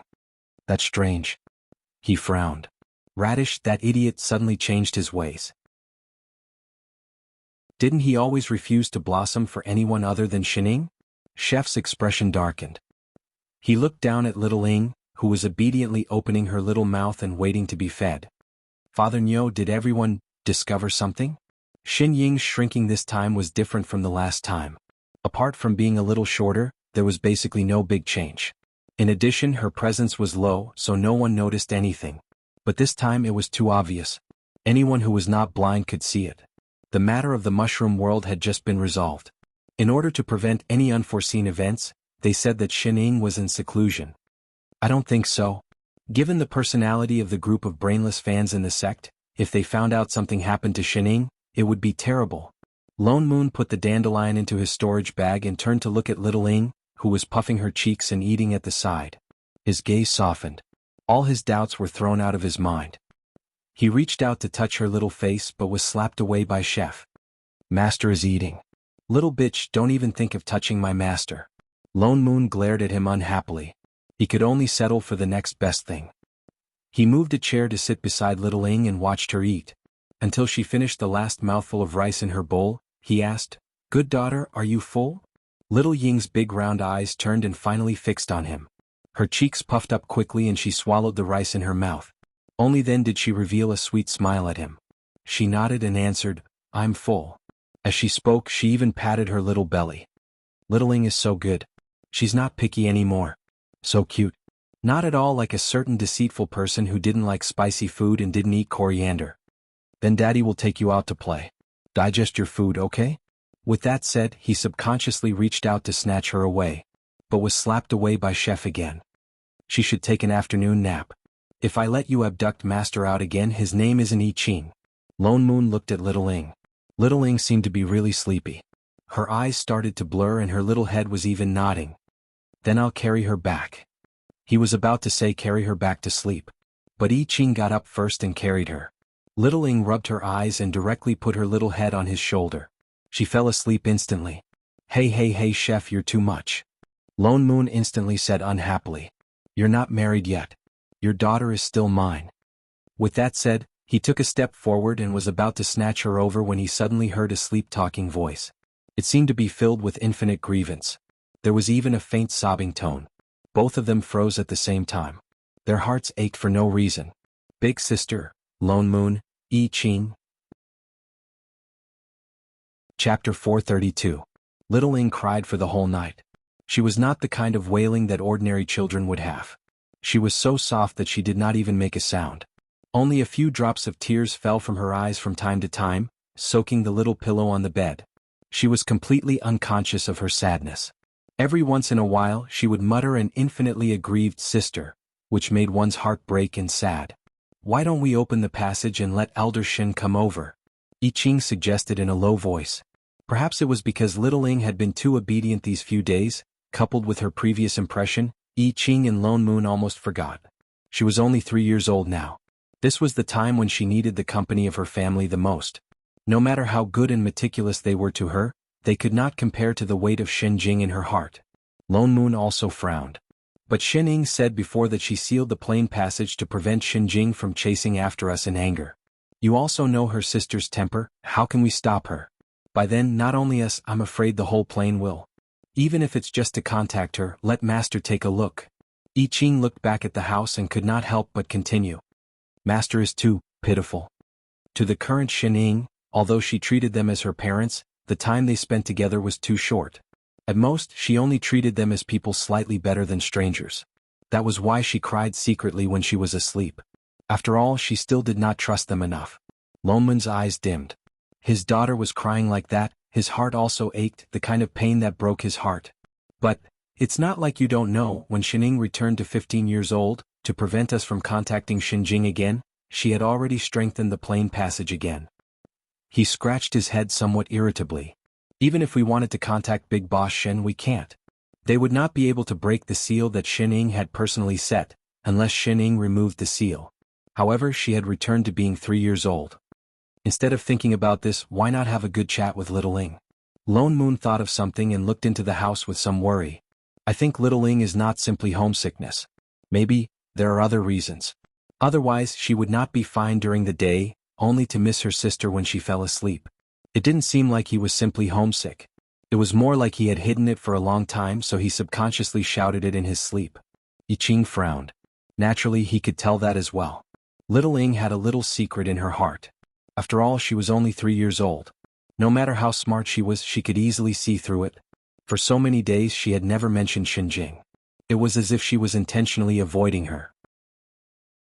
This might be a knot in Master's heart, but I'm afraid that even if I ask, she might not tell me. That depends on how you ask.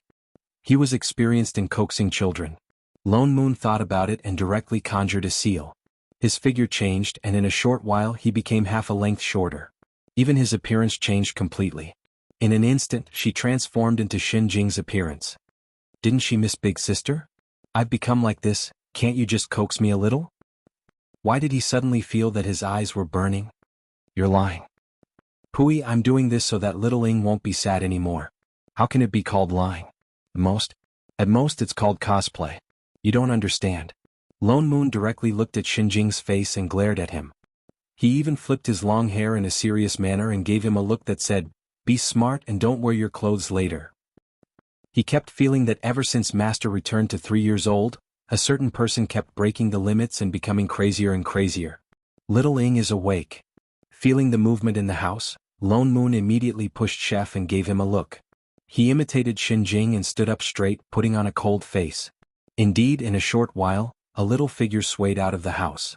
She seemed to be still not awake. As she rubbed her eyes, she walked in the direction of the two. Mama? She took small steps and swayed to Chef's side. She raised her little hand and made a hugging gesture. I Ching hurriedly carried her up. She tilted her head and obediently rested her little head on his shoulder. Her eyes narrowed as if she only just saw Xin Jing at the side. She was instantly stunned and her eyes widened. Lone Moon subconsciously wanted to give her a smile, but he forced himself not to.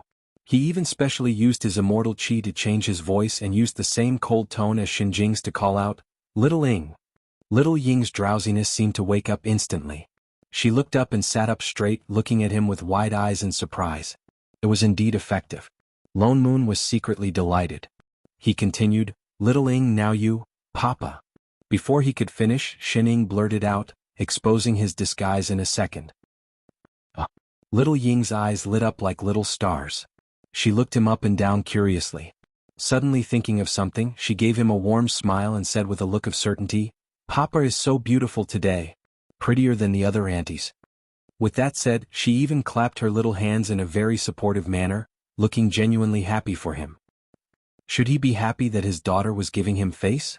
But why did he feel like he was stabbed again? Don't laugh. He turned and glared at Chef, who looked like he was having a hard time holding back his laughter.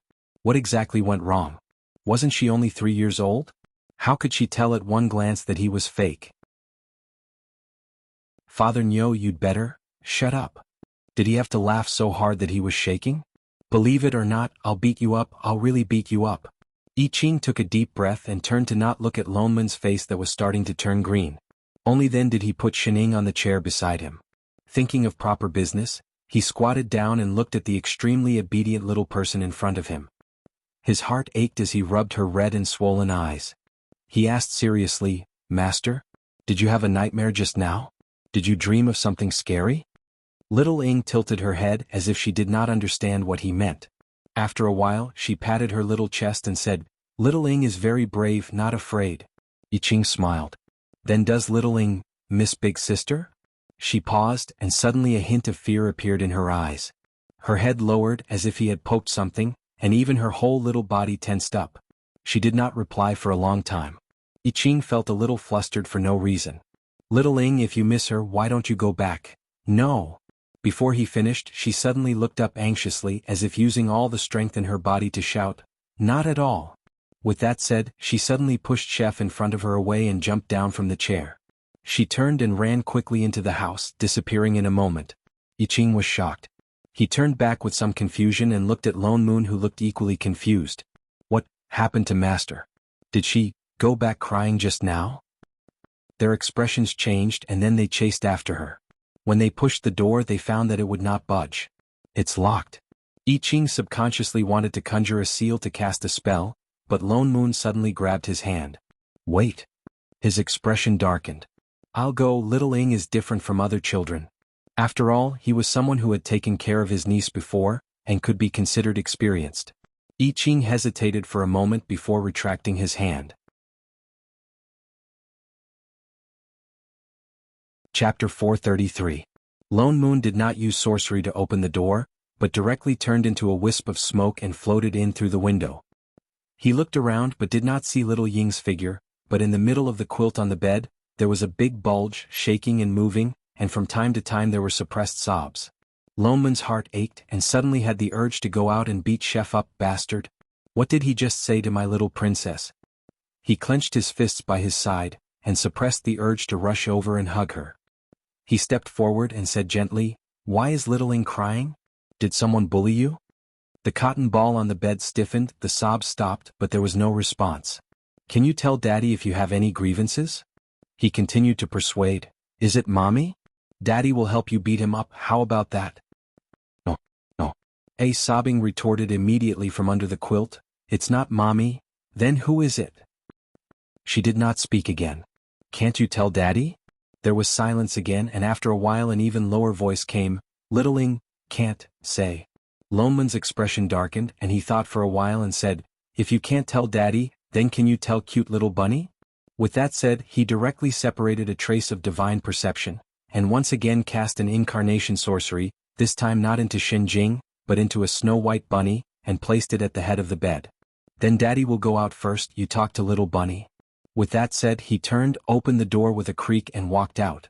The room instantly became quiet. After a while that cotton ball moved, and from the side, a small tear appeared, revealing a little crying face. A pair of eyes still with traces of tears looked at the bunny at the head of the bed, hesitated for a while, and then reached out to put the little bunny into the quilt. She carefully stroked the rabbit's head. The more she touched it, the thicker the mist in her eyes became. The tears that had just stopped fell down once more. She bit her lower lip as if she was trying hard not to cry out loud. She cried so hard that she even hiccuped, and after a while she began to chat with the bunny while hiccuping. Little bunny, is Littling a bad baby? Little rabbit, Littling misses big sister so much. I want to go home so much. But Littling can't go back. Littling must not go back. If Littling goes back, big sister will get hurt again. It's all Little Ying's fault. If not for protecting Littling, big sister wouldn't have. Littling can do it alone. Littling has Daddy and Mommy. She can definitely do it. Littling won't go back, she definitely won't go back. Littling was very brave. Littling was very strong. Littling doesn't want big sister anymore. She tried her best to hold back her tears and clenched her small fists. Her voice became heavier and heavier as if she was cheering herself on. It was so sensible that it broke one's heart. It was as if she was forcing herself to grow up. Outside the door.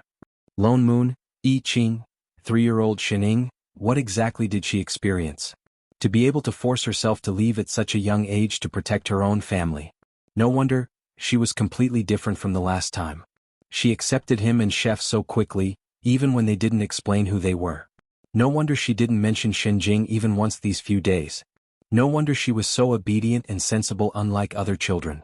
It seemed like she knew from the start that she was no longer in the world before. So it didn't matter who they were. What was important was that she felt that she had successfully brought Shenjing away from danger. This was the only thing that the 3-year-old Shening felt she could do for the sister she loved the most. Even if she had to leave her. Master. I Ching felt a sharp pain in his heart. He felt like he couldn't breathe. He turned and wanted to go in. Lone Moon couldn't help but turn and push the door. Damn it. Shenjing must have won some universal prize to be able to pick up a sister like Littling. The two of them were about to push the door open when suddenly the whole ground shook. There was a sudden roar around them. They saw that the immortal peak not far away, as if it was under some heavy pressure, began to crack. Even the palaces on it turned into ruins. The protective mountain array was activated, covering the whole heavenly palace. An especially strange and familiar aura swept over in this direction. Lone Moon and I Ching were both shocked. Their eyes widened. This aura was an invader. Sure enough, in the next moment, there was a loud rumble, and the sky seemed to have been split open. The blue realm gate suddenly opened, and an ice crystal peak that was taller than all the floating peaks in the invincible heavenly palace passed through the realm gate. Compared to the slow speed of the last time, the glacier appeared very quickly this time. Lone Moon and I Ching didn't even have the chance to seal the realm gate before the glacier appeared in front of them. Their hearts sank. What was going on? They had clearly sealed that mushroom world out of the plane.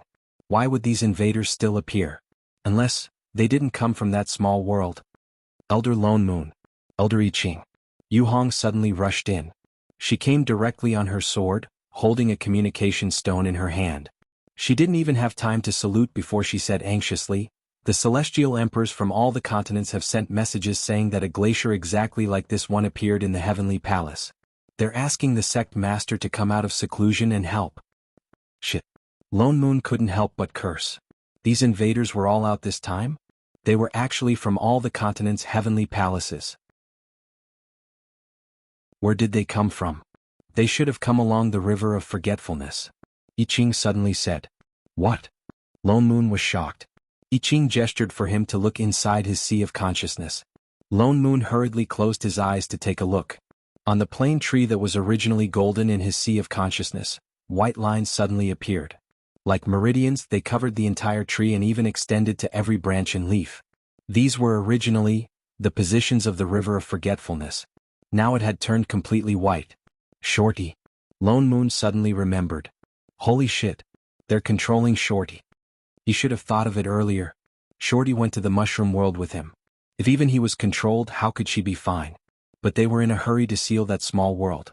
In addition, something happened to Shining, so they didn't think of her. That's not right. It's not that they didn't think of it, but they subconsciously ignored her? They must have done something during the previous invasion. I Ching also thought of this, so all of them subconsciously ignored this matter, giving them time to move. Chapter 434. Lone Moon's expression darkened. He thought for a while and then turned to instruct. Yu Hong, pass down the order that all disciples are not allowed to leave the array. Also, ask Little Black to rush back to the demon world through the sex transportation array. Gather all the sky fiends and demons and send them to all the continent's heavenly palaces as reinforcements. He knows what to do. Then ask Lan Hua to strengthen the protective mountain array with demonic chi and cover the sky from the sun. Yu Hong understood immediately. Yes, Elder. With that said, she flew out on her sword again. The glacier outside the heavenly palace seemed to grow bigger. The ground shook even more violently. There was a faint rumbling sound in the sky, but there was no sign of anyone. It was obvious that the other party was already attacking the protective mountain array. Master. I Ching thought of the person in the house. His heart sank. He turned and rushed in. He carried the person on the bed whose tears had not yet dried. He turned and opened the passage to the divine realm. He put little Ing on the thick carpet before squatting down and hurriedly said, Master, be good and wait here. No matter what happens, don't go out by yourself, okay? She seemed to feel something. She was very calm and nodded obediently. Okay. I Ching got up. He was about to open the passage to go back when little Ing suddenly reached out and tugged at his sleeve. Mother, will you come back for me? Of course. He nodded hard. Once things are settled, I will come for you immediately. Pinky promise. She raised her little hand eagerly to reach his finger. I Ching's heart ached for no reason. He hooked her little finger and shook it. Pinky promise. Only then did she smile and return the rabbit to him. This is for Daddy. You have to come and get little Ing quickly. Okay. I Ching nodded. He looked at her again and opened the passage to go back. Almost at the same time he returned to the house. The rabbit in his hand turned into a wisp of divine perception and returned to Lone Moon. Is everything settled? Lone Moon turned to look at him. Yes. Yes. I Ching nodded. His expression was unprecedentedly serious. Let's go. The flute in Lone Moon's hand flashed and turned into a long sword. This is going to be a tough battle. And there would be no more reinforcements. He raised his head and looked at the sky that was filled with demonic chi. At this moment, there were already many figures that looked exactly like him. He directly flew out. I Ching also summoned his immortal sword and flew up. The invasion this time caught everyone off guard. The entire river of forgetfulness was already under the control of these invaders.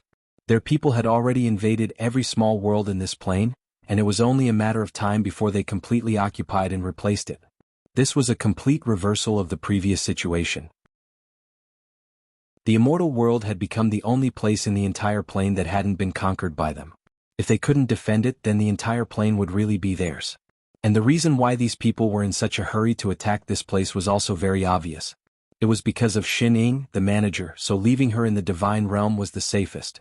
Invincible sect must be besieged by the enemy's main forces. There were more people who had replicated Father Nyo's abilities than before. Once the two of them flew out of the protective mountain array, they immediately mobilized all the sword chi in their bodies. Instantly, a sky full of swords appeared and directly attacked those who were attacking the array. Thousands of immortal swords whistled past, and in a moment, a large number of familiar figures fell. In the next moment, more people surrounded them as if there was no end to them. I Ching's sword chi exploded from all over his body. He directly summoned his sword intent. In a moment, several white sword dragons rose into the sky and attacked in all directions. In the blink of an eye, they rushed through a large number of enemies. There are so many people, there must be a leader. Lone Moon reminded loudly. Behind him, I Ching frowned. He released his divine perception and scanned the crowd. Indeed, he found that there was an exceptionally different aura above the tall glacier. It was unexpectedly also somewhat familiar. Found it? He directly rushed in that direction. The other party seemed to know their intentions. They attacked even more fiercely. Some people even directly self-destructed near them. Lone Moon blocked the attacks from all directions while setting up a defensive array. To them, who had complete control of the assistant's abilities, the cultivation of these people could not cause too much harm to them. It was just that ants could bite an elephant to death. For a while they could not break out of the encirclement. Lone Moon gritted his teeth and said in a low voice, "I'll block these people. You go over." With that said, he conjured a seal with both hands. A Dharma spell with a soaring sword chi attacked directly in the direction of the glacier. Instantly, a passage was created. I Ching flew out directly without hesitation.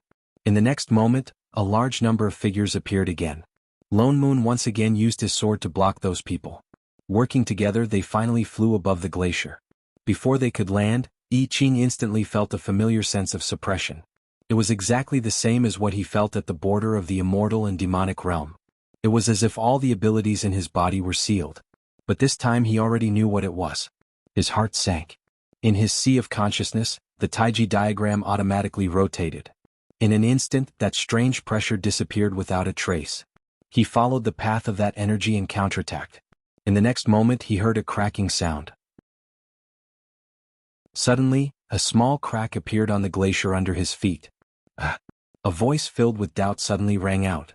A red figure suddenly appeared on the originally empty glacier. It was Shorty, whom they had not seen for a few days. She stood on the glacier with an unfamiliar smile on her face. She was clearly smiling, but the words that came out of her mouth did not have any warmth at all. "In just a few days you guys have actually grasped true power so quickly."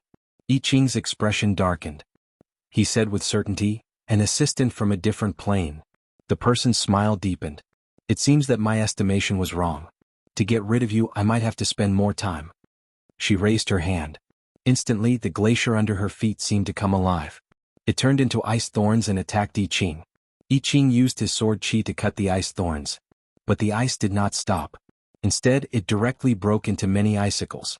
Once again it covered the sky and the earth. And the strange and oppressive aura around them became even heavier. Faintly there was a familiar aura. That was Shorty's reincarnation power. I Ching's attack speed became even faster. He kept cutting the ice thorns. But the more he attacked, the more ice thorns there were. As if they had a mind of their own, they prevented I Ching from taking a step closer to the other party. "The abilities of your plane assistants really surprise me. They actually have such special abilities." The person in the middle laughed coldly. "Unfortunately, I am not an ordinary assistant. Even if you have grasped true power, you can't hurt me, who has already experienced many planes." As he spoke, he raised his hand and an even greater pressure attacked I Ching. The power seemed to surpass the plane, and it was so strong that even the surrounding space began to distort. Even Lone Moon, who was not far away, paused for a moment, and his body was instantly slashed by the spell. The invincible sex array formation beneath them was also broken. "No matter how special you are, you can only become a part of our power." I Ching felt a sweetness in his heart. The Tai Chi diagram in his body rotated even faster. He took a deep breath and once again blocked the surrounding icicles. He could not lose. Master was still waiting for him. He gritted his teeth. The ability of an assistant exploded instantly. He directly caught the strange pressure that swept towards him. Red light flashed all over his body. A huge fire surrounded his body. There were streaks of white lightning in the fire. In the next moment he turned around and instantly transformed into his original form. A huge golden dragon rose into the sky. But it was completely different from the previous dragon form. On the huge dragon's body, there was a pair of huge wings that looked like they were made of flames. They seemed to be burning something. With just a light wave of his hand, large swathes of true phoenix fire swept across the entire sky like wildfire. Everything in its path was instantly turned into nothingness. The overwhelming icicles in the surroundings disappeared in an instant.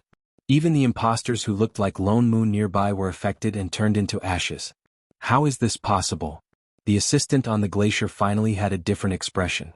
She looked at the huge dragon in the sky in disbelief. How can the power of an assistant alone do this? Her expression changed. Nobody knew what she was thinking. Her whole body emitted a dazzling white light. Even the entire glacier under her feet lit up. An even more shocking pressure rushed towards Yi Qing. Streaks of light swept over like sharp blades. The ground immediately rumbled. Wherever the light passed, everything, including the floating mountain, was instantly cut in half. The entire heavenly palace began to collapse. The disciples in the sect had no choice but to dodge in all directions. But they were attacked by Father Nyo's replicas. Yi Qing had no choice but to turn back and block those who took the opportunity to attack him. But he saw that several streaks of light suddenly began to converge. They weaved into a huge net and swept towards Yi Qing. Chef. Lone Moon panicked. He shouted loudly to warn him. But the other party did not dodge. Instead, the lightning around his body became brighter and brighter. In a short while, it had already covered his whole body. In an instant, a huge bolt of lightning that was even thicker than his body struck back at Yi Qing. With a few loud sounds, the lightning directly suppressed those streaks of light and hit the tall glacier. Beautiful. Lone Moon could not help but give his teammate a thumbs up. There was a crack below, and a crack as thick as an arm appeared on the glacier. Lone Moon was just about to get rid of the imposters around him in one go when he suddenly saw a few figures flash in front of him. Was it an illusion? Why did it feel like there were fewer people surrounding him? He released his divine sense to check. It was not an illusion. There were indeed fewer imposters around. Subconsciously, he looked at the crack in the glacier in front of him. His eyes darkened. Something in his mind was connected with a ding sound. His eyes widened abruptly and he reacted instantly. He turned to look at Yi Qing, who had already flown back to stop the enemy from attacking Invincible Sect. He shouted, "Chef. These people are all controlled by that assistant. You just have to use all your strength to destroy him." Dragon Yi, who was in the sky, immediately reacted. He turned and rushed back. With a sweep of his dragon tail, a large number of people were swept away. Lone Moon took the opportunity to rush over. At the same time, he waved his hand and the sky full of swords rained down on the glacier. The expression of the person on the glacier changed. He raised his hand and the people who had already attacked Invincible Sect immediately abandoned the disciples and rushed towards the two of them. But it was too late. Lone Moon and Yi Qing had already flown above the glacier.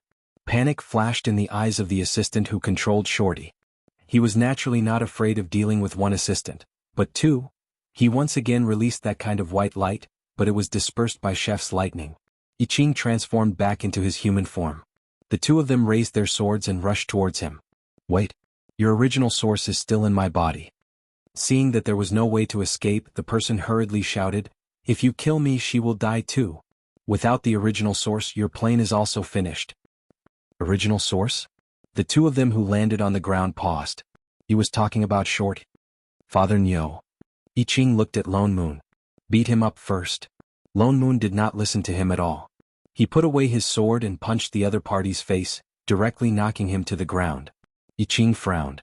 He thought of the last time when Father Nyo and the others were controlled. Master seemed to have done the same. He made up his mind, so he set up a defensive array around the two of them and joined the violent beating team. "Wait. You can't do this to..." "Stop. Lunatic." "Ah." At that moment, the entire glacier reverberated with a certain otherworldly assistant's screams. The two of them did not hold back at all. Every punch was imbued with the assistant's ability, and they especially aimed for the face. In a short while, the person in front of them was no longer recognizable. As if he could not take it anymore, a white light suddenly shot out from Shorty's body and flew towards the west at an extremely fast speed. "He's out," Yi Qing reminded. At the same time, a ray of true phoenix fire chased after him. Lone Moon also released his sword seal at the same time. An indistinguishable scream sounded instantly. That ray of light disappeared under the fire and rain of swords. In the next moment, the figures that were attacking the defensive array crazily disappeared. Even the glacier under their feet turned into countless spots of light and dimmed. The two of them only felt that the ground under them was empty. Lone Moon controlled his sword and caught Shorty, whose head was already swollen like a pig's. Subconsciously, he glanced at that horrifying face and silently looked away. They were trying to save someone just now, and definitely not because of Xin Ying's previous attack on someone else. What was different from the previous time was that Shorty woke up very quickly this time.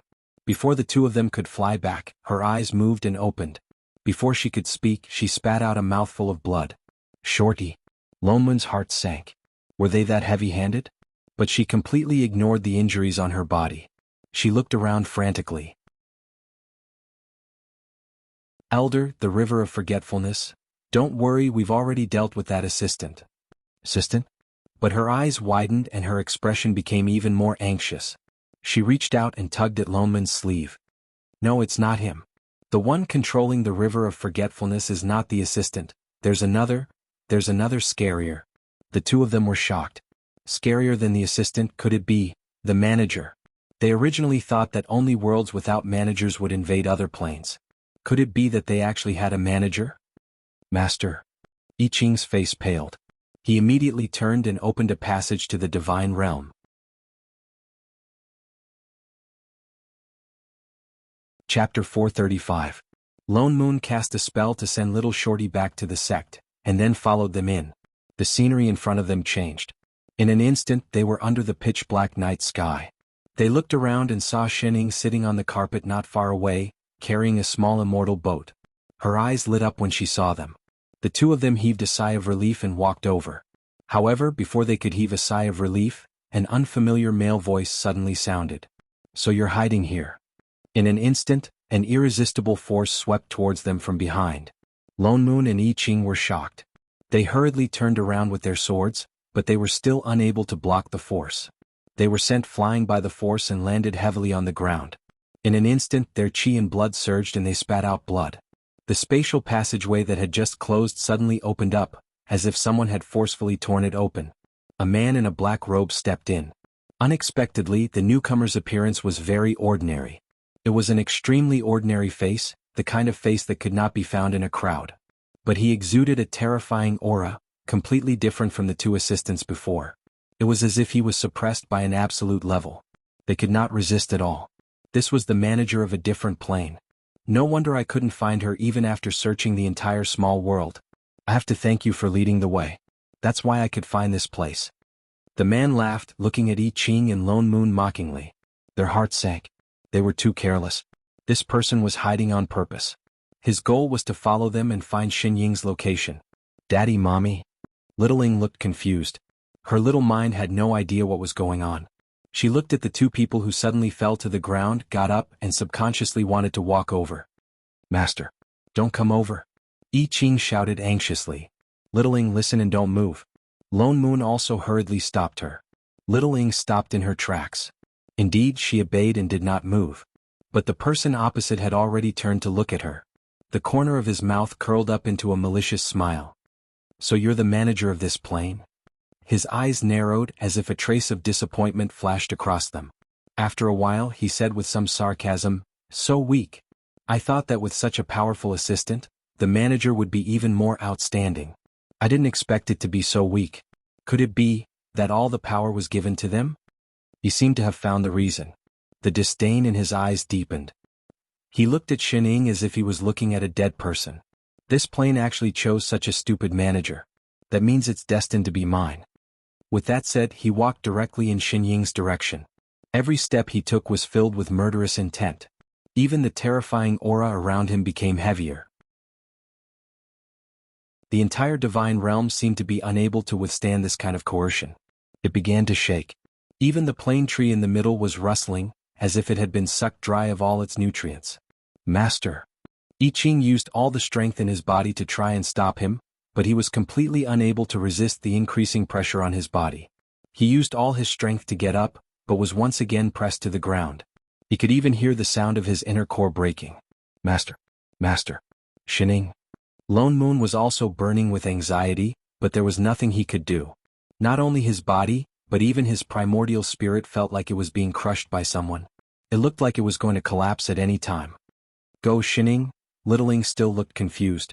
As if sensing the current situation, there was more panic in her eyes. She subconsciously retreated but completely did not know where to hide. She could only watch as the stranger in front of her got closer and closer. There was a strange smile on the corner of his mouth. In less than a moment, the other party was already in front of her. He raised his hand toward her. White light flashed in his hand. He was about to swing it at the defenseless Shining. I Ching's eyes widened. Boundless fear suddenly surged up and took over his whole body. There seemed to be something crazy surging up in his body, breaking some kind of restraint. There was a resounding sound. He did not know where the strength came from, but it directly broke through the suppression on his body. In an instant, it appeared in front of Shining and blocked the other party's attack. But the other party was after all the manager of a different plane. How could a mere immortal sword stop him? In the next moment, the immortal sword in his hand broke. The white light in the other party's hand instantly landed on I Ching's shoulder. Like a sharp knife, it cut down from his shoulder, directly cutting off his entire arm. Instantly, blood splattered everywhere. The person was stunned. As if he did not expect that the other party could break through his suppression, a trace of surprise flashed in his eyes. In the next moment, Lone Moon, who was beside him, also rushed over. In an instant, he summoned a rain of thousands of swords to attack the other party, forcing the person to retreat. Chef. He looked worriedly at the pale-faced person who had lost an arm. With a turn of his hand, the sky full of immortal swords once again attacked the person opposite him. But none of the swords hit the person opposite him. The person's figure flashed. As if they had hit something invisible, the swords directly passed through the other party's body and fell to the ground. Indeed, not an ordinary assistant. The person's cold gaze swept across the two of them. The sarcasm in his eyes grew, as if he was looking at two people who were struggling on their deathbed. Actually able to break through my suppression, it seems like the two of you are almost at the limit of an assistant. With this kind of ability, it's better to get rid of it as soon as possible. I can't let the two of you continue to grow.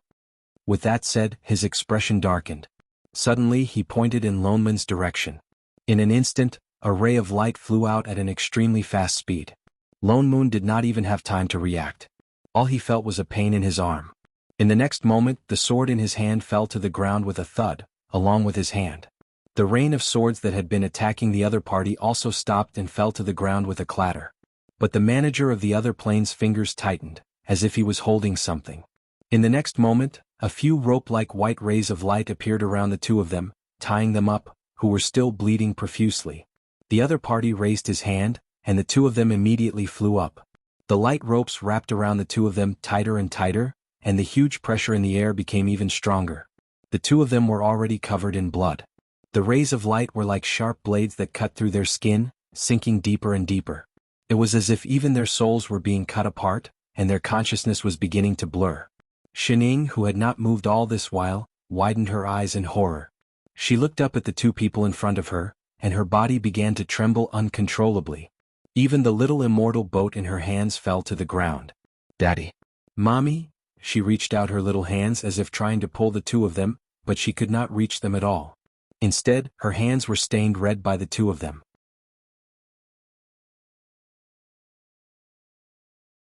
Chapter 436. Master. Master, hurry, go. Littling. The two of them used their last bit of strength to remind the person below, but after a while they could not even make a sound. Only blood seemed to flow out of their bodies endlessly. Next, it's your turn. The person laughed softly and walked towards Shining once again. The two of them were full of anxiety, but they no longer had the strength to struggle. Master, hurry? Shining looked up at the two of them, then looked at her little hand that was full of blood. Her body trembled even more violently, and in the next moment she breathed rapidly a few times as if she finally broke down. All the suppressed emotions exploded in an instant. But she was after all only 3 years old, so there was only one way she knew to vent her emotions. Using all her strength, heart-wrenching, unreservedly, crying out loud. Wah! In an instant, earth-shattering loud cries suddenly exploded, resounding through the clouds, rushing out of the divine realm, and spreading to every corner of the 3 realms. At the same time, a huge wave of energy exploded from her body, sweeping across the entire divine realm along with her cries. As if it could not withstand such a huge wave of energy, the entire divine realm began to shake. Even the rays of light that were restraining I Ching and Lone Moon broke in the midst of this cry, and the two of them fell to the ground. The shaking around them became even more intense, followed by a few rumbling sounds. A huge white crack suddenly appeared on the ground, spreading in all directions, and in an instant even the sky was cracking. But Shening did not stop crying. Instead her cries became even more heart-wrenching. Wah! Sister! Sister! Wah! The divine realm was collapsing. How is this possible? A trace of panic flashed across the face of the manager of the alternate plane, who had been so confident just now, as Xin Ying's cries directly forced him to retreat a few feet. I've clearly already controlled the plane. Why do you still have such powerful energy? He looked at the little figure that was still crying in disbelief. His gaze became even more vicious. He could not allow this to continue. A white light flashed between his hands and he directly flew towards Shening to attack. He had to kill her as soon as possible. His movements were extremely fast. I Ching and Lone Moon used their last breaths, wanting to stop him. But in a flash the other party instantly disappeared, and in the next moment, appeared directly behind Shening. Master! Shening! The two of them cried out in shock. The light in the other party's hand was already falling toward Xin Ying's head. Just as it was about to hit Xin Ying's head, the other party's hand suddenly paused, stopping about 10 centimeters away from Shening.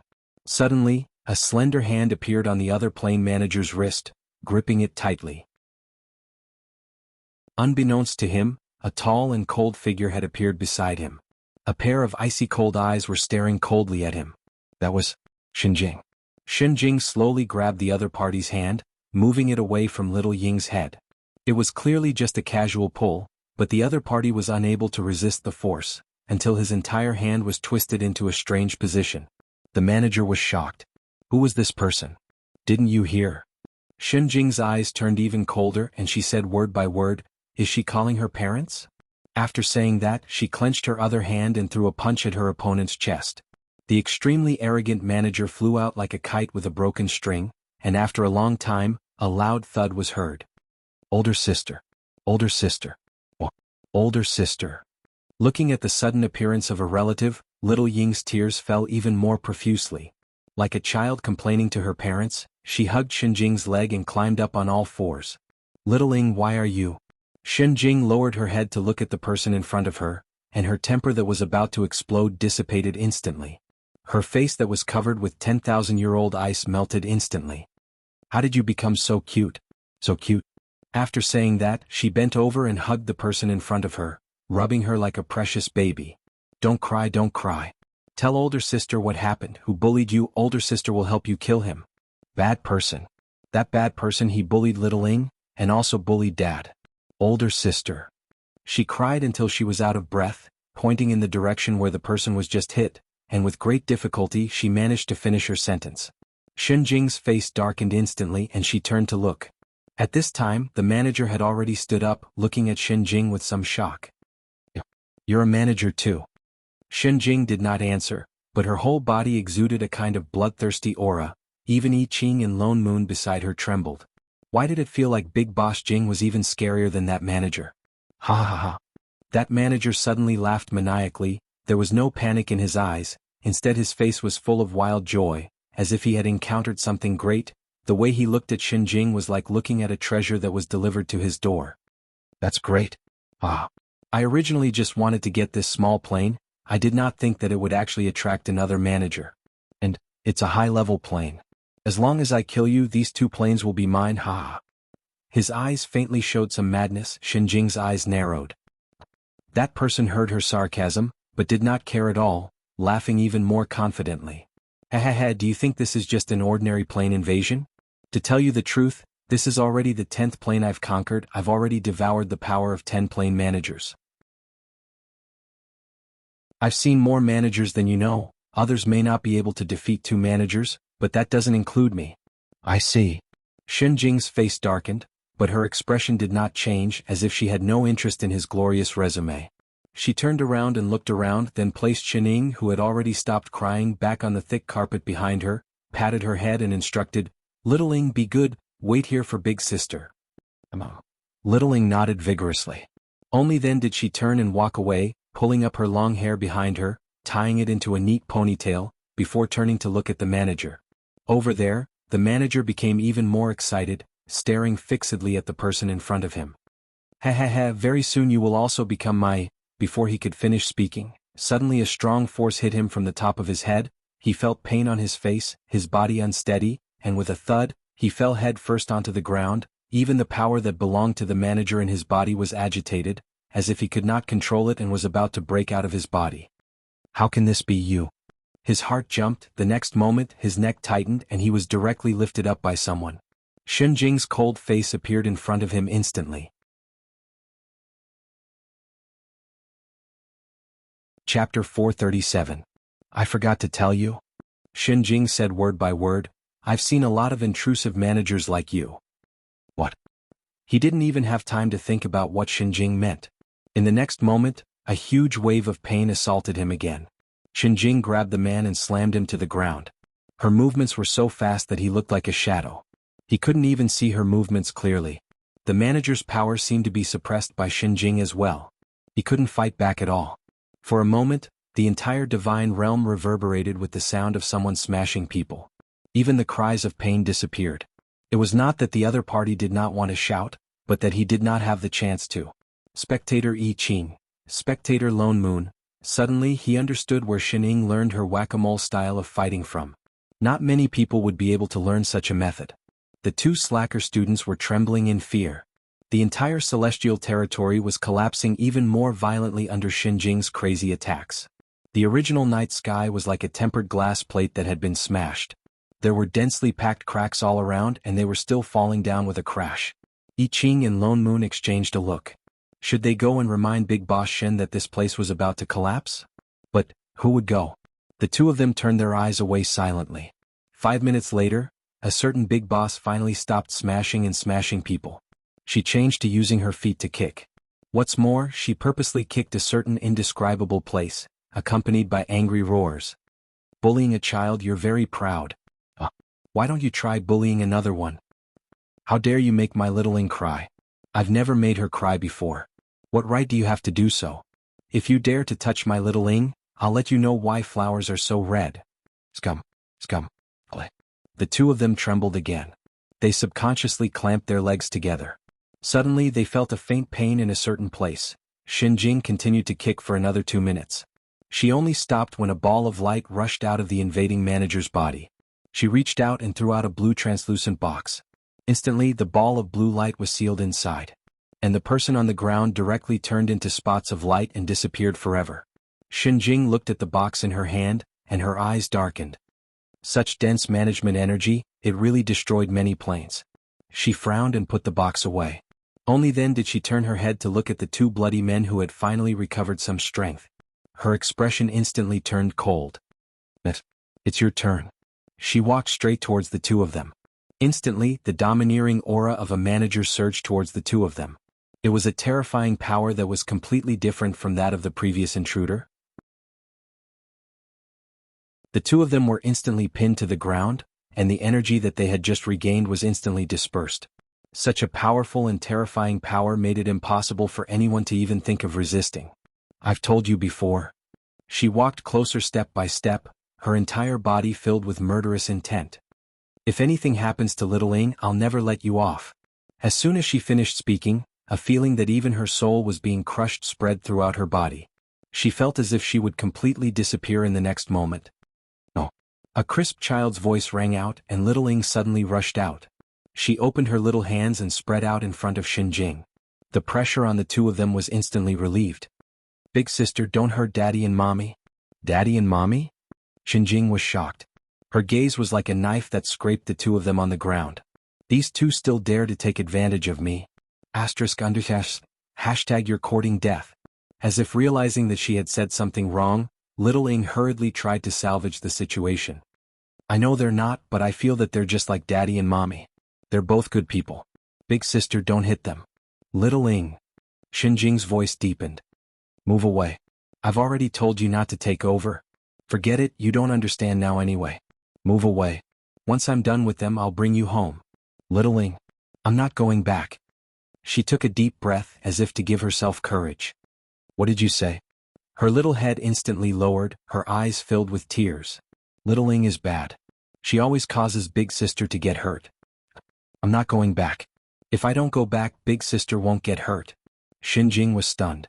She stared closely at the person in front of her. A sour, bitter, and sweet feeling flashed across her heart. She stared at her for a long time before asking a completely unrelated question. How old are you now? Xining tilted her head but still answered subconsciously, 3. No wonder. Shinjing sighed. As if recalling something, she squatted down and hugged the person in front of her. Not knowing whether to laugh or scold, she said, Why are you always so sensible at times like this? Silly now, no one can hurt me anymore. Big sister? Xining was stunned. Thinking of the people behind her, she could not help but continue, Then can big sister not be angry at them? Shinjing's expression turned cold. She turned to look at I Ching and Lone Moon in front of her. A trace of hesitation flashed across her eyes. She was used to eliminating all dangers that could threaten Little Ing, especially now that she was in such a situation. Only bringing her back was the right choice. But, they protected Little Ing just now. Little Ing emphasized anxiously again. Little Ing has to protect them too. The big sister really hits them, then I will. I will. She puffed her cheeks and said seriously, I will never talk to big sister again. Crack. Faintly they heard the sound of something breaking. A stab to the heart. I Ching, Lone Moon, Shinjing, MD. Don't stop me. I'm going to kill these 2 wild men who abducted my little sister. Degree. In the end, Shinjing did not destroy the 2 wild men, although she really wanted to do so. But after all, it was her own little sister who had asked for mercy. What else could she do? Pamper her. Especially since Little Ing had just turned 3 and had not entered the rebellious phase yet.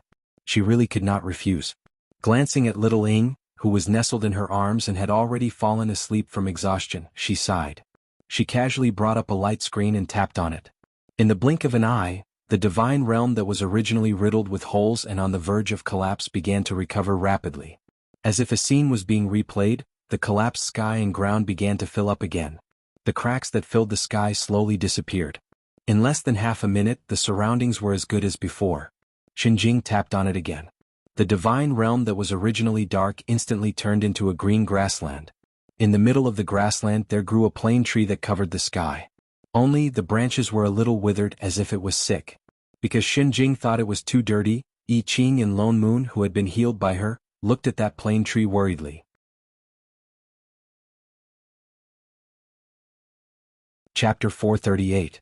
Shinjing waved her hand and a pile of familiar furniture appeared on the grass. There were a few sofas and a coffee table with a cup of steaming hot coffee on it. She walked directly to the largest sofa and placed the sleeping Little Ing gently on it. She took out a white device and with a beep, the device flew up and emitted a red light that swept across Xining. Rows of data flashed across the screen as if it was testing something. I Ching and Lone Moon exchanged a look and walked to the opposite side of Shinjing. They were just about to sit down. Did I allow you to sit? Shinjing suddenly spoke, her cold eyes sweeping over. The 2 trembled and immediately stood up, standing at attention by the sofa. Shinjing then retracted her gaze and picked up the coffee on the coffee table. She looked at the data in her hand as she drank. There was a strange silence in the room. The 2 who had been left to the side looked at each other, neither daring to make a sound. Big Boss Shen was serious this time. If not for Little Ying's cute killer move just now, she would have really killed them. Now that Little Ing was asleep, they had no backup. If they angered her again, she might really flip out again. The 2 looked at each other for a long time. After a while, they finally could not take it anymore. I Ching gritted his teeth and stepped forward.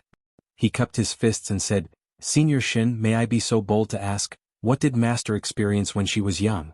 Why would she feel that she harmed Senior?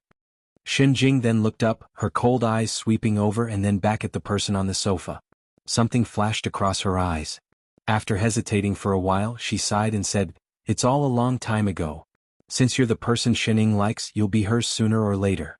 You should indeed know these. With that said, she put down the coffee in her hand and pointed to the sofa opposite her. Sit down. Thank you, Senior. I Ching then walked over and sat down. Lone Moon, who was beside him, subconsciously followed, but when Shinjing's eyes swept over him, his body trembled and he immediately stood back. Shinjing took a deep breath and said in a low voice after a while, This has to start from when I became a manager. Xining and I. She subconsciously reached out and patted Little Ing gently, making a gesture to coax her to sleep. We're actually twins. What? Lone Moon's eyes widened and he subconsciously replied, You 2 are biological children? Didn't you give her to you for topping up your phone? Master said she was picked up from the trash. I Ching also replied. The corner of Xinjing's mouth twitched.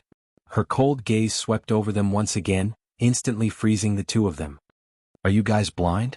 If we weren't twins, how could we look so much alike? All right, you're the boss, whatever you say is right. Xinjing then continued, we were originally just ordinary people, but before we were born, I was chosen by the world's consciousness to become a manager. At that time, the power that belonged to the manager entered my body. I had just awakened my consciousness, and before I could even begin to sense the situation around me, I instinctively began to absorb all the energy around me so that... Her gaze darkened, as if recalling something sad before she continued, so that I did not realize that little Ing was by my side, so without my knowledge, I even absorbed her life force into my body. Their hearts sank. Without her life force, didn't that mean that Xining could not even be born? By the time I realized it, it was already too late. Xinjing frowned. She picked up the coffee beside her and took another sip before continuing, I asked the world's consciousness to seal her consciousness and the last bit of her life force in my body, and wait for the right time to wake her up. The world's consciousness agreed, and then I became that world's manager. Then Master? I Ching asked worriedly. I kept looking for a way to restore her life force, but I did not find it. Later, I thought that her life force disappeared because of the manager's power, perhaps I could use the same power to return it to her. I transferred half of my power to her, and her life force indeed recovered. But because it took too long, the consciousness that was sealed in my body fell into a deep sleep. She took a deep breath. I thought of many ways, but I could not awaken her consciousness. Until 3,000 years later, there was a plane invasion and I was in danger. Her consciousness suddenly woke up, and she helped me chase that invader away. From then on, she was considered to be fully alive and I watched her grow up bit by bit. What happened after that? Lone Moon could not help but ask. As the younger sister of a manager, she should not have it so easy, right? The power of a manager is not something that ordinary people can bear. She picked up the coffee again but found that it was already empty. She frowned and put it back. Because she carried my power in her body, her aura was the same as mine. That was why the invader thought that she was the manager. Although I was watching over her from a young age, she was still kidnapped by all kinds of invaders who coveted the power of a manager countless times. In the past, I was not like this. What's more, I had already lost half of my power, so the price of saving her was slightly worse. Was that why little Ing felt that she had implicated Xinjing? When little Ing was 3 years old, I don't know where she found out about being an assistant. She suddenly told me that she wanted to grow up faster, and wanted to be my assistant. Xinjing sighed and shook her head. At that time I thought that she was just doing it on a whim. But from then on, she never smiled at me even once and never acted coquettishly to me again. She even secretly undid the seal that suppressed the power of a manager in her body, and almost killed herself. Only then did I know that she was serious. So when she turned 5, I agreed. But, becoming an assistant, that's not that easy. The two of them were stunned. They exchanged a look and then looked up at her. Not easy? In the past, Xining had written them a piece of lousy paper. As if knowing what they were thinking, Xinjing gave them a look that said, only idiots like you think that you can become an assistant with a piece of lousy paper. As an assistant, you have to go through the test of the power of the plane before you have the right to become an assistant. And only when you break through the plane will the power of the plane appear. But if you force yourself to break through the plane, it is very likely that you will be directly swallowed by the turbidity. So we've been through that before? Lone Moon was stunned for a moment. Thinking back, when Chef came to find them, he did force himself to break through the plane. That was a test? But I didn't? How did he become an assistant? That's because you're lucky. Every time there was someone who protected you through the back door. Xinjing rolled her eyes. You transmigrated a total of 3 times. The first time, it was the chaotic consciousness of this world that pulled you over with all its might. The second and third time, with Little Ing protecting you, of course you were fine. But that was considered forcefully crossing through the plane. After all, there was no pass. Lone Moon. So he was the only one who went through the back door. Forget it, no matter what, he went through the back door with his own ability.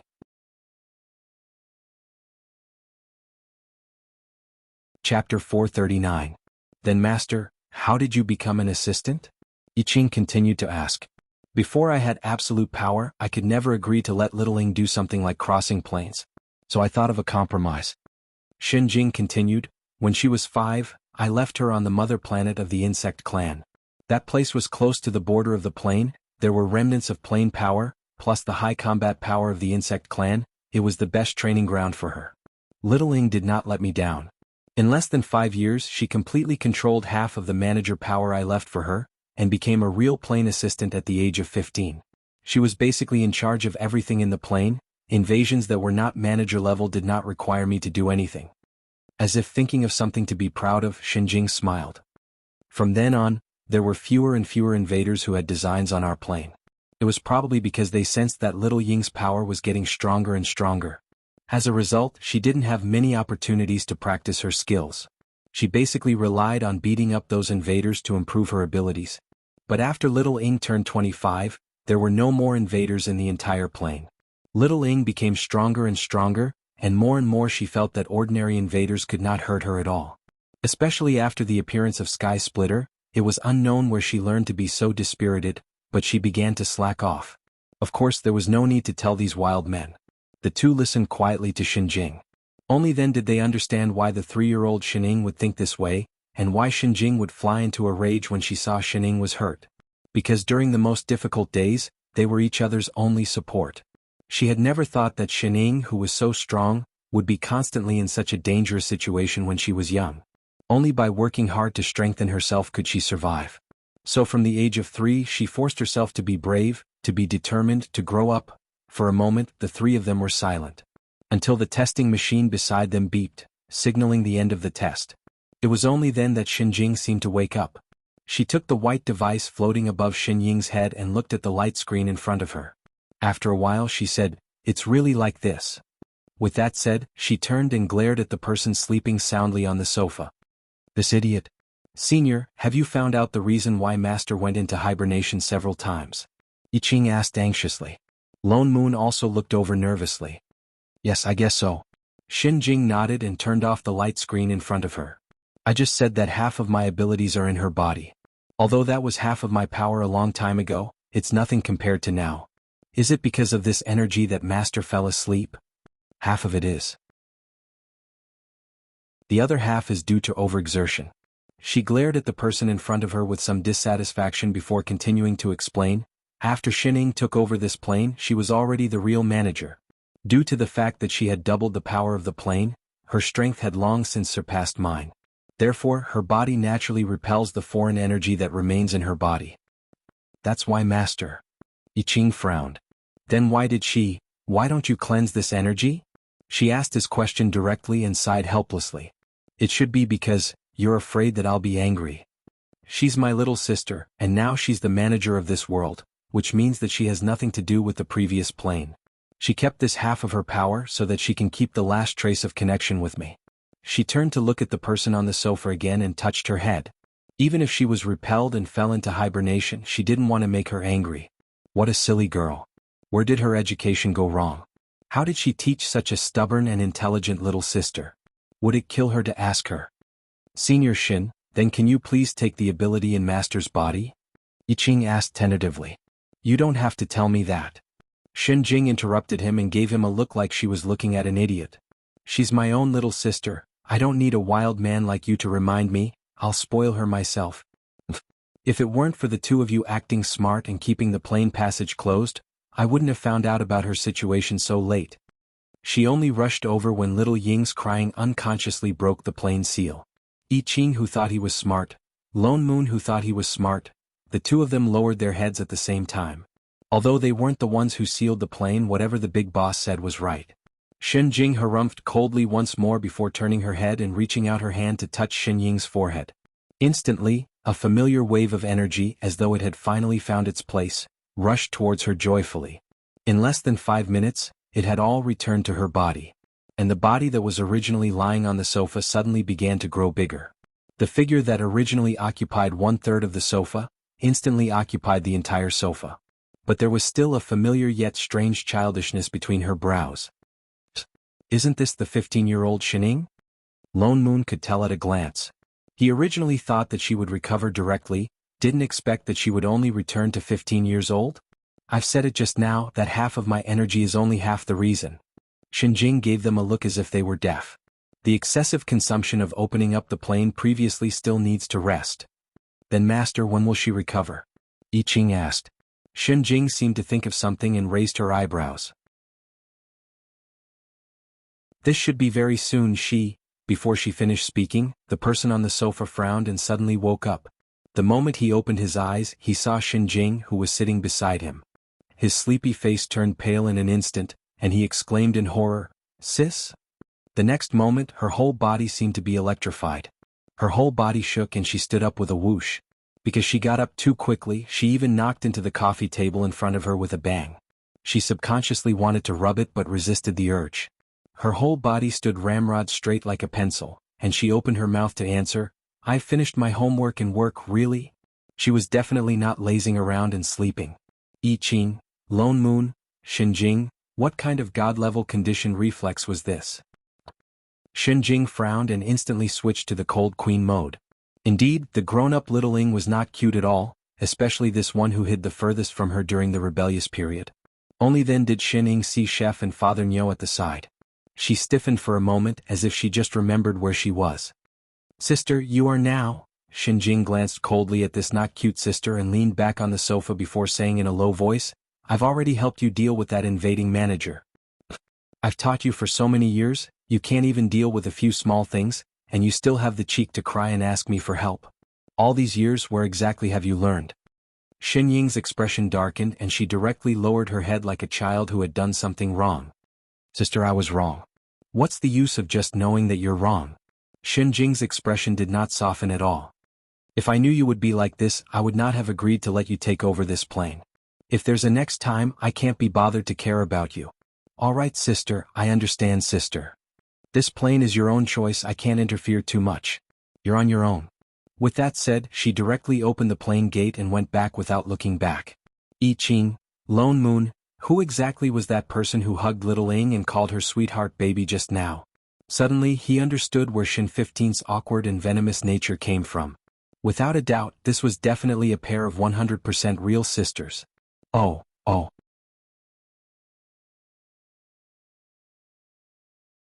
Chapter 440. After Shen Jing left, there was a full 2 minutes of silence.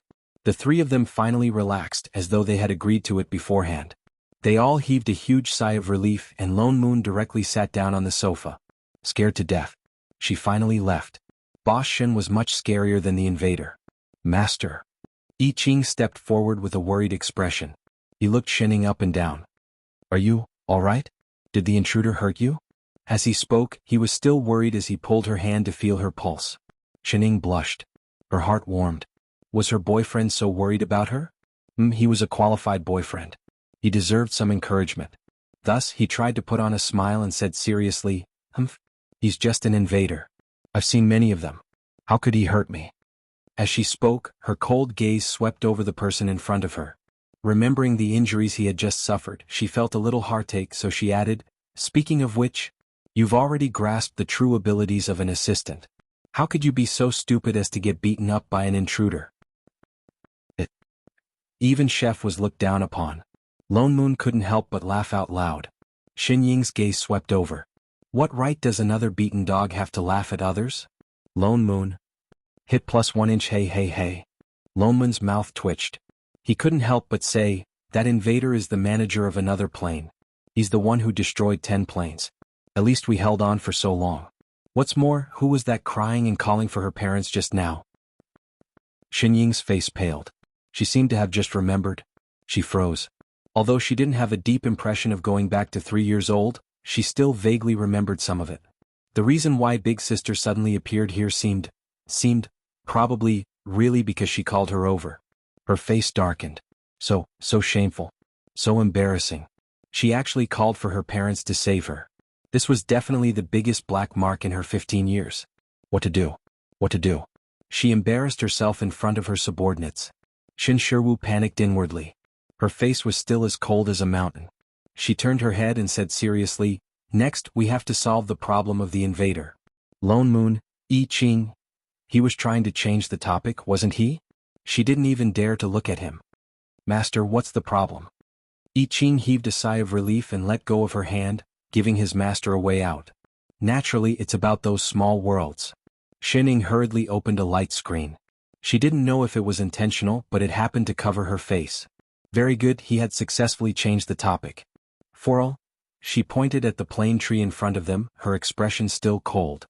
Haven't you noticed that the plane tree hasn't recovered yet? Even the manager has come to invade, which proves that they have invaded the entire plane. Although the manager is dead, those who have already invaded the small world, if we don't deal with them quickly, they will still affect this world. Their faces darkened as they turned to look at the golden plane tree. It was indeed as Shining had said. The white lines that occupied the river of forgetfulness on the tree, although dimmer than before, showed signs of returning to gold, but did not disappear. The entire tree looked listless and leaves would occasionally fall to the ground. It looked malnourished. Then what should we do? Lone Moon frowned. There were really too many invaders. Just the ones that had invaded the immortal world were uncountable. And their bodies were that kind of invisible white light. Not only that, they could also invade people's consciousness. If the other party wanted to disguise themselves, they wouldn't be able to tell. We can't possibly search each small world, can we? How long would that take? What's more, most of those things occupied the river of forgetfulness. This was equivalent to a roaming crime. It was impossible to completely uncover them. Of course we can't search each and every one of them. Xin Ying's hand did not stop operating the light screen. Rows of data swept across it. She looked at it for a while before saying, I analyzed that manager's data. Their existence is a beehive-like symbiotic model. Their original plane should have perished a long time ago. The manager is like the queen bee.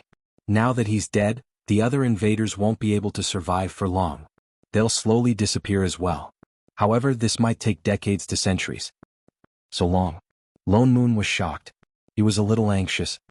Those things will invade people's consciousness. The longer they stay on people's bodies, the more it will consume their souls.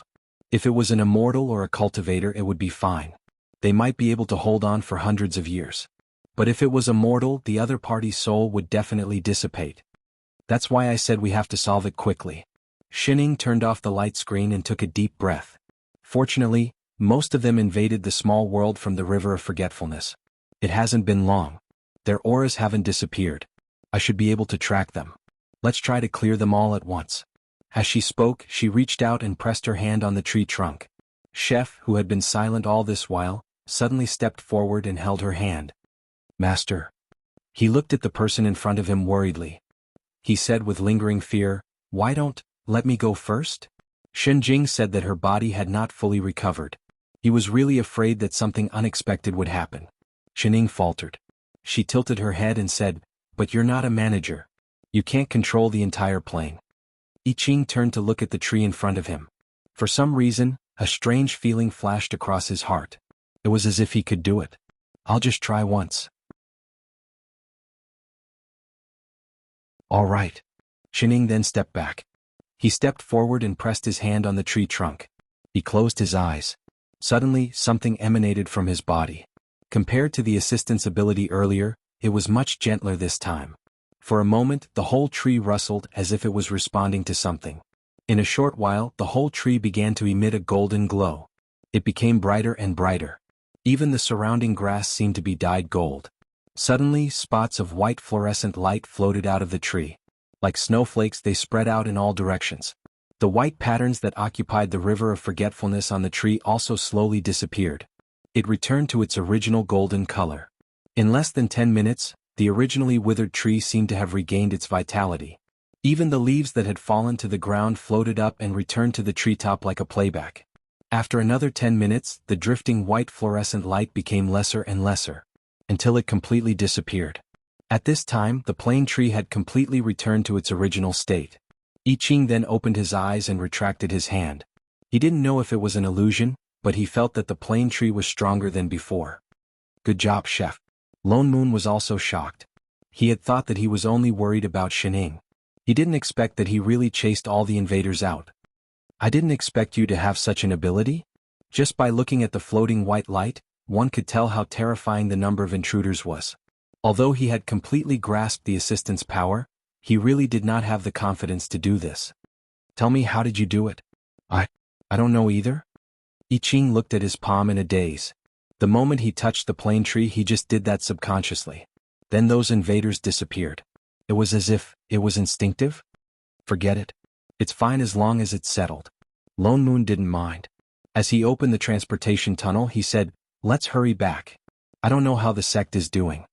I Ching nodded. He pulled Shining out of habit. "Master, let's go home for dinner." "Oh." Only then did Shining follow. She turned back to look at the plane tree, then at her boyfriend in front of her. She narrowed her eyes thoughtfully. Could it be?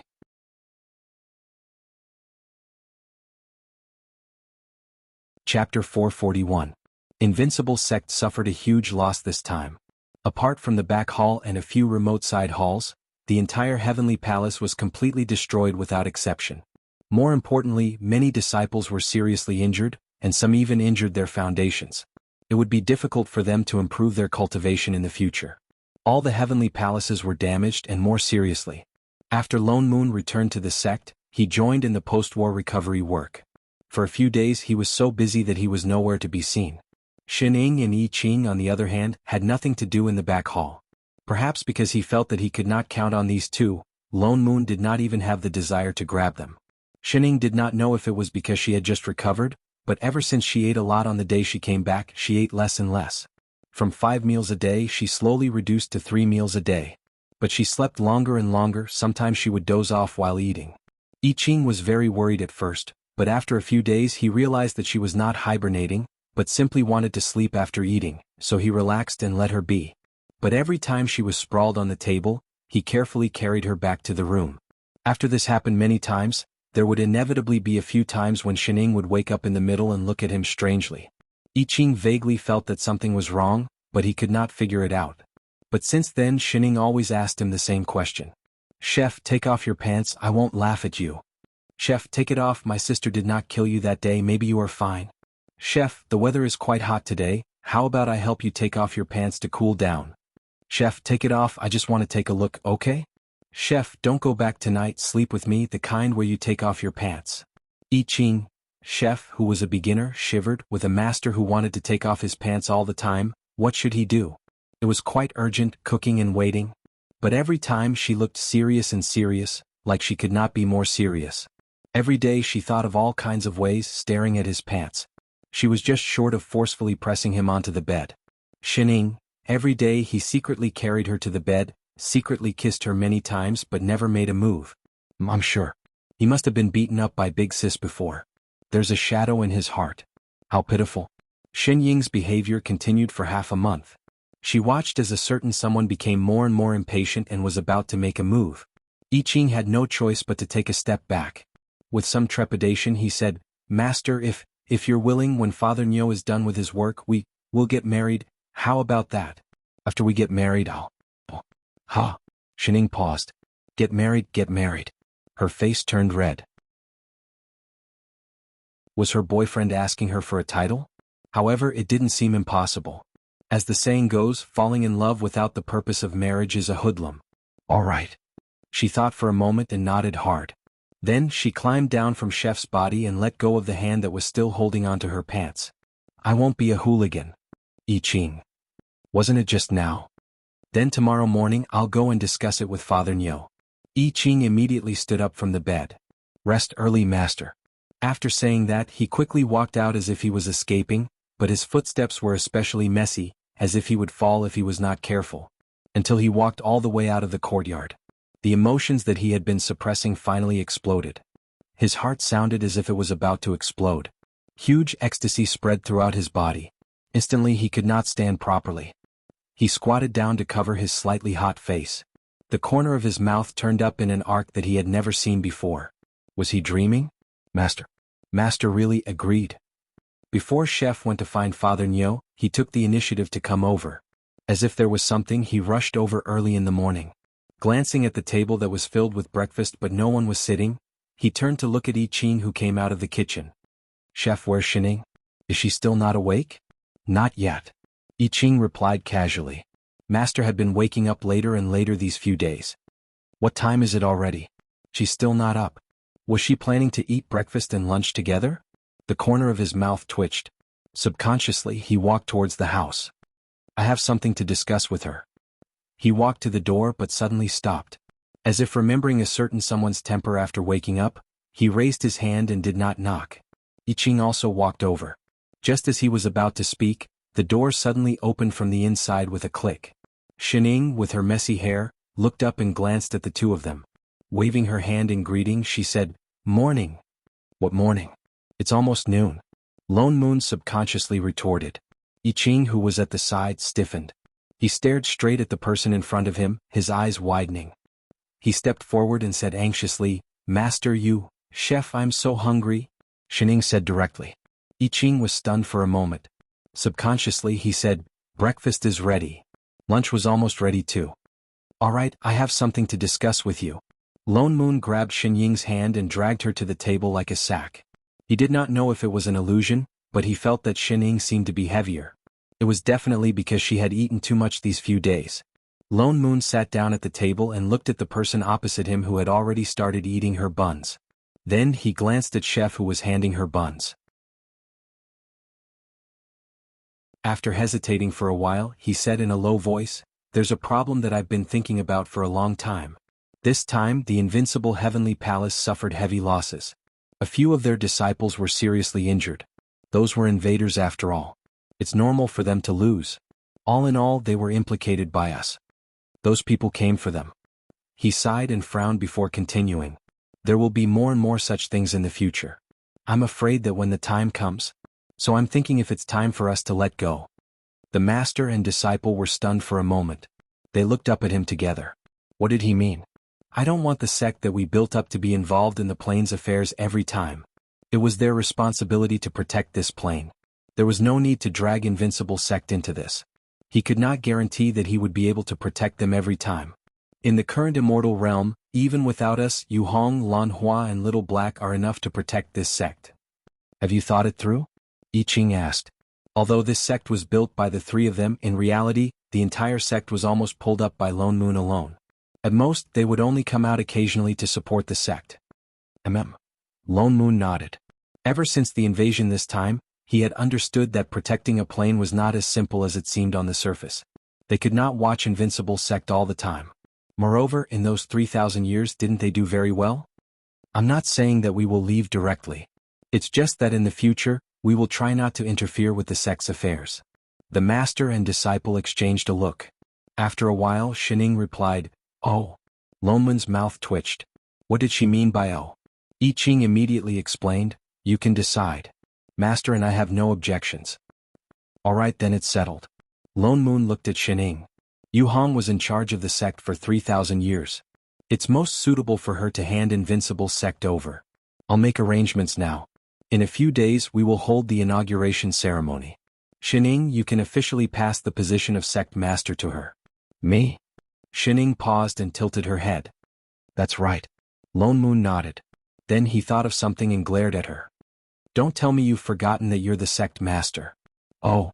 Xining took a bite of her bun and replied lazily, "So troublesome." "Troublesome my ass." Lone Moon rolled his eyes. "It's settled then. I'll make a move first." With that said, he got up and walked 2 steps. Suddenly he thought of something and stopped. "Wait, troublesome?" He turned around abruptly and looked at a certain figure in disbelief. She was sprawled on the table like a pile of mud, gnawing on a bun. His eyes widened. "Holy shit. Xining?"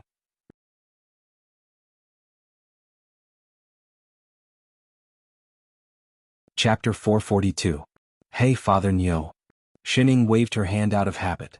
"Yo, your mother." The corner of Lone Moon's mouth twitched. He flew back like the wind and sized up the person in front of him. She was indeed taller than she was a few days ago, especially that familiar laziness about her. That's right, this was the real Xining. "You should have told me earlier. You didn't even give me a chance to speak."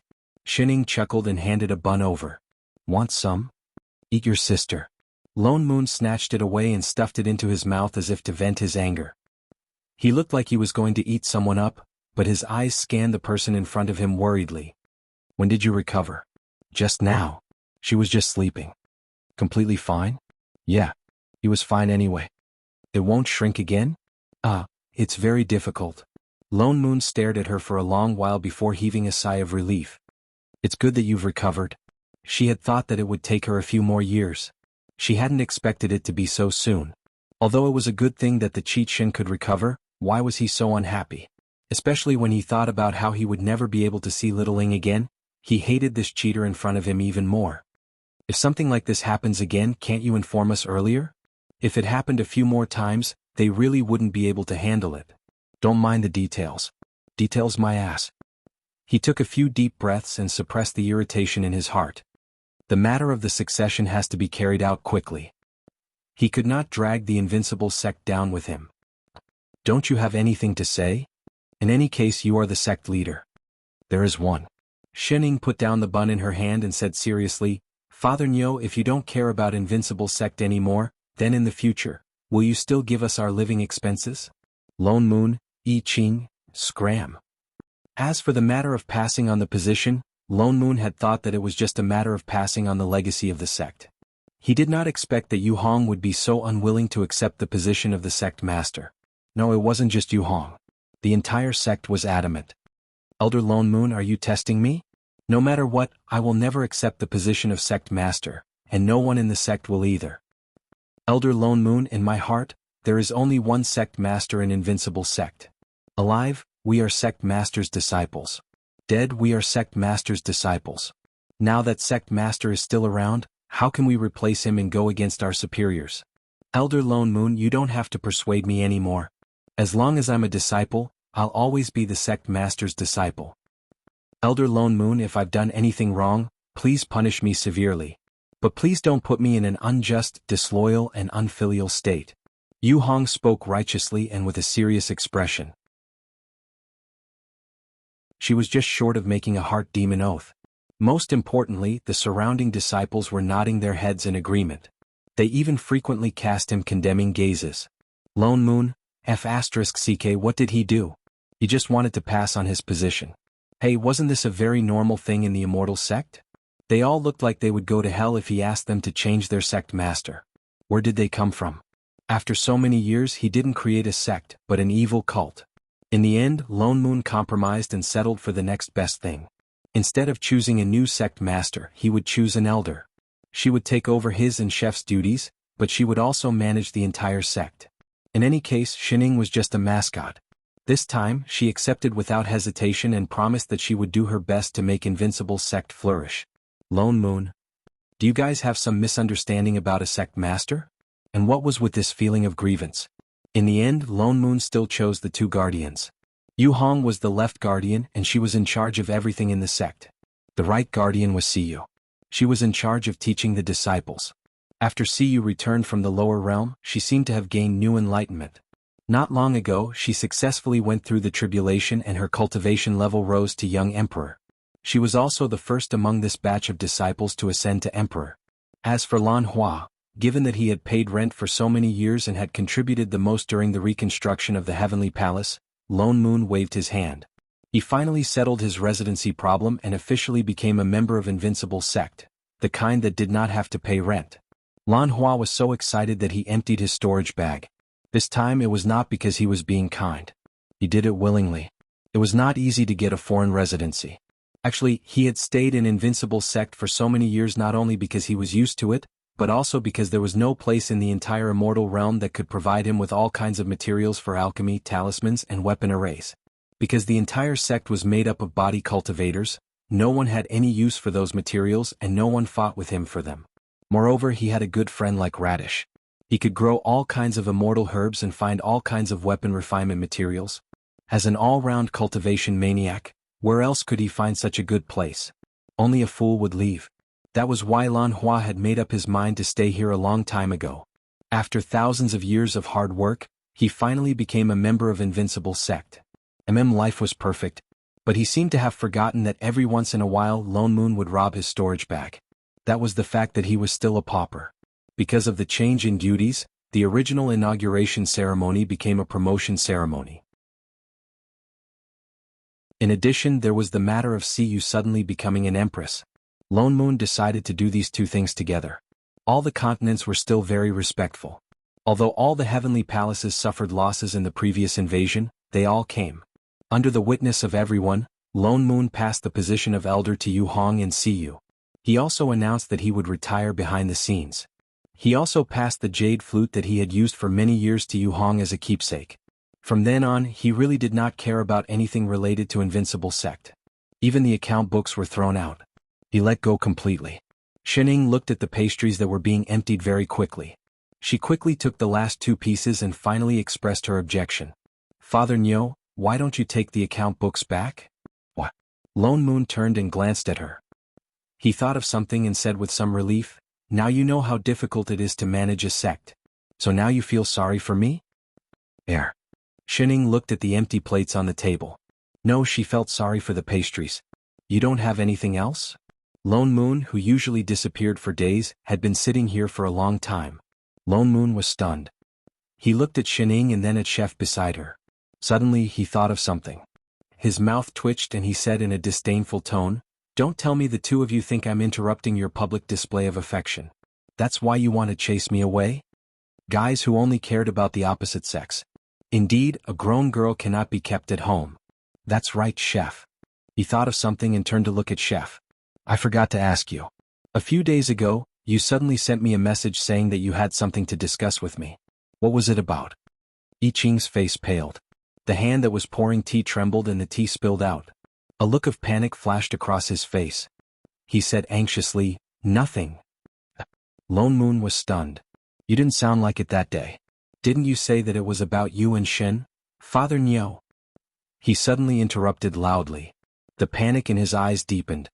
He picked up the empty plate on the table and said, there are no more pastries. I'll go make some more. With that said, he turned and rushed into the kitchen. Even his footsteps were a little messy. Lone Moon, what was going on? He could not help but turn to look at a certain foodie. What did you make this time?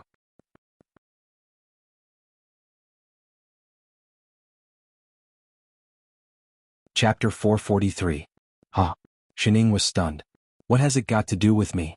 What? Lone Moon rolled his eyes. Don't tell me you can't tell that Chef has been acting weird these few days? He seemed to be out of it every day, and would even stare blankly at Shining from time to time. Who would believe that it had nothing to do with her? Really? She really couldn't tell. Why not? He gave her a, are you blind look. I think it should be about that night. Well, yes, it was the first night of your recovery. He suddenly sent me a message in the middle of the night, saying that he had something to discuss with me. He even confirmed it 4 or 5 times. I couldn't sleep the whole night. Tell me what happened that night. Shining tilted her head and thought about it. Something flashed across her eyes. A moment later she said casually, nothing big. She glanced at the table that didn't even have a single fruit. She could only pour herself a cup of tea and pass one to Father Nyo. Then she continued, it was that night that he proposed to me. Lone Moon spat out a mouthful of tea. Cough, cough, cough. What did you say? Proposal. Had they already reached this stage? And how was a proposal not a big deal? Then you agreed? I agreed. Shining replied naturally. After all, I was only 15 years old then. I didn't know much about the world. Holy shit. No wonder Chef was acting so strangely. Could it be that the matter he wanted to discuss with him that night was about his marriage with Shining? Wait. Lone Moon's mouth twitched. He looked Shining up and down. You're not going back on your word now, are you? Am I that kind of unreliable person? Shining looked at him. Yes. Lone Moon nodded without hesitation. Shinying's mouth twitched. She sighed and slumped on the table. AI so troublesome. Troublesome my ass. Lone Moon glared at her. Based on the current situation, he will definitely think that you're regretting it. What exactly do you plan to do? It had been so many days. She should give him a definite answer. She couldn't let Chef continue worrying about his gains and losses. Shining tilted her head and glanced at him. A moment later, she seemed to have made a decision. She sat up straighter and said, all right. She turned towards the kitchen and shouted, Chef. Master? The busy figure inside paused and glanced over. He subconsciously walked over with a plate of pastries in his hand. Master, you called me he. Before he could finish, Shining suddenly reached out and grabbed his collar. She pulled him down forcefully and kissed him on the lips. Then she said slowly, Chef, come to my room when it gets dark. Clang. A certain someone's hand trembled, and the pastries in his hand immediately fell to the ground. He still maintained his posture of bending over, and his whole body froze on the spot as if he had been petrified. I Ching, Lone Moon, hey, I'm still here. Can't you guys pay attention to your image? Can't you show some love to dogs? You haven't left yet? Shining turned and glanced at him. Lone Moon pursed his lips. Why should I leave? This is a public place. Xin Ying's eyes narrowed. What you said makes sense. Then let's go. With that said, he stood up and pulled Chef, who was still in a state of shock, into the house. Some things didn't have to be done at night. Lone Moon, shit. What was with this feeling of being forced to eat dog food? And he was the one who took the initiative to stuff it into his mouth. So, why on earth did he have to be so cheap to ask about such things?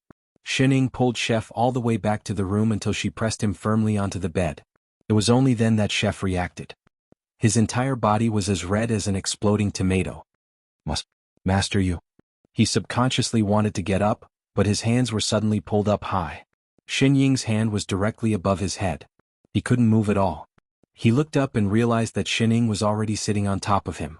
Her eyes, which usually carried a hint of laziness, seemed to be shining with a different light.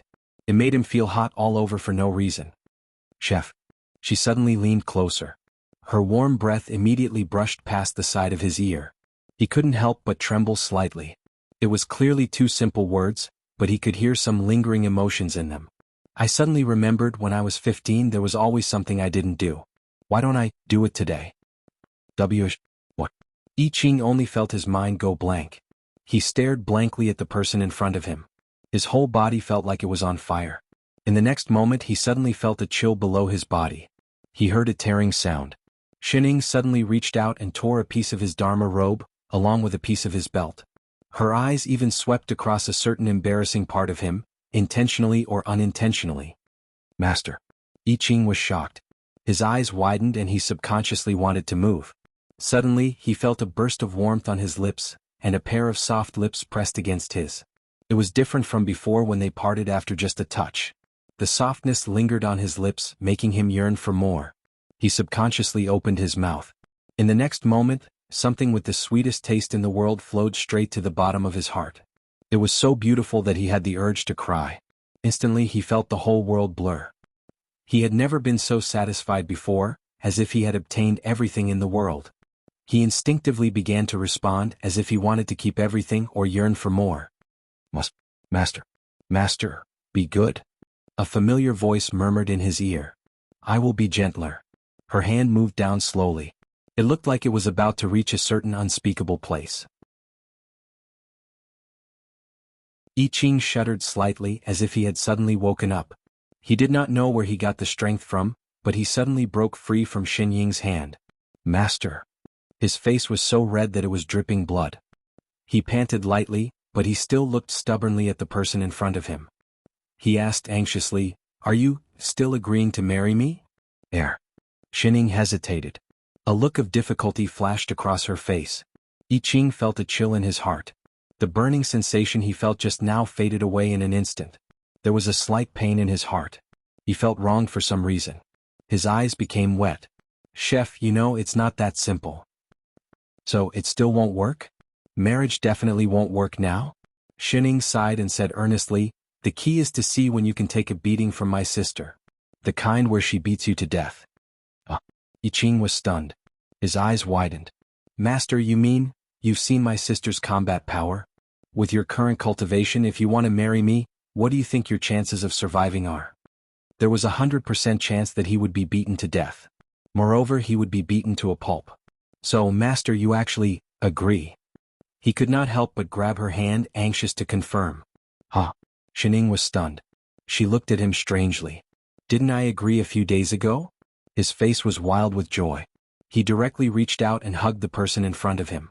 He was so happy that he wanted to jump out a few times. Master? Great. So Master was willing. So, can we continue? Master. I Ching turned over and carried the person on top of him to the inside of the bed. Just when Xin Ying thought he was going to take the initiative, he suddenly sat up. With a determined expression he said, I will definitely work hard to defeat Senior Xin. Master, you have to wait for me. I will go cultivate now. With that said, he turned over and got off the bed. He did not even care about his torn clothes. He pulled up his pants and disappeared from the room in a flash, leaving a certain someone confused. Xin Ying, a gust of cold wind blew. Was it too late to break up now? That's why I said dating your sister. Degree.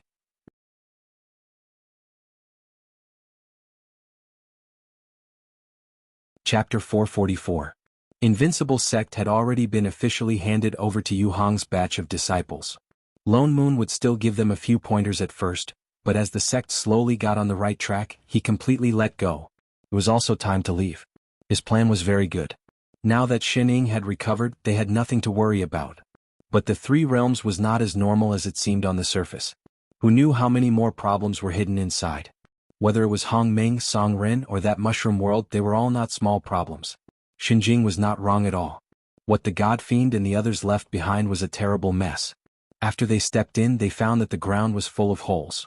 That was why they could not sit still and wait for death. To prevent another manager invasion, something so serious that it could not be cleaned up, it was better to take the initiative. That was why they had to check the small worlds one by one. On one hand, they could completely familiarize themselves with this plane, and on the other hand they could find all the holes. Lone Moon's plan was very good. He had even collected a compendium of delicacies in the Three Realms, prepared for Xin Ying's temporary laziness. But he did not expect that before Xining objected, Chef suddenly did not want to do it. He even suddenly said that he wanted to go into seclusion to raise his cultivation. At first he thought he heard wrong. Was he kidding? With that little cheat of his, did he need to raise his cultivation? What's more, they were plain assistants. They themselves were the peak of this world's combat power, especially after they had completely mastered the abilities of assistants. The so-called cultivation, in their eyes, was just data that could be adjusted at will. There was no need to raise it. Unless they met another invader like the last time, otherwise in the entire Three Realms only Xining and he could fight him. But Chef seemed to be determined this time. No matter what Lone Moon said, he did not change his mind. The next day he took his sword to the training field in the sect, looking like he was going to practice the heart sword technique. Then, with one sword he split the training field. Straight face, yet he did not seem to see his destructive power clearly. In the next few days he either destroyed this hall with sword chi or burned that palace with sorcery. Lone Moon's heart tightened. He could faintly hear the sound of immortal stones flowing out of his storage bag. You have to do something. He could not stop him, so he called someone who could. Xining glanced over lazily. Her shoulders drooped as if she could fall asleep at any moment. I'm not full. I don't have the energy to care. Didn't you just eat? Lone Moon glared at her. She suddenly turned and glanced at him. Her gaze was indescribably strange. Lone Moon could not help but feel goosebumps all over his body. She shook her head and sighed.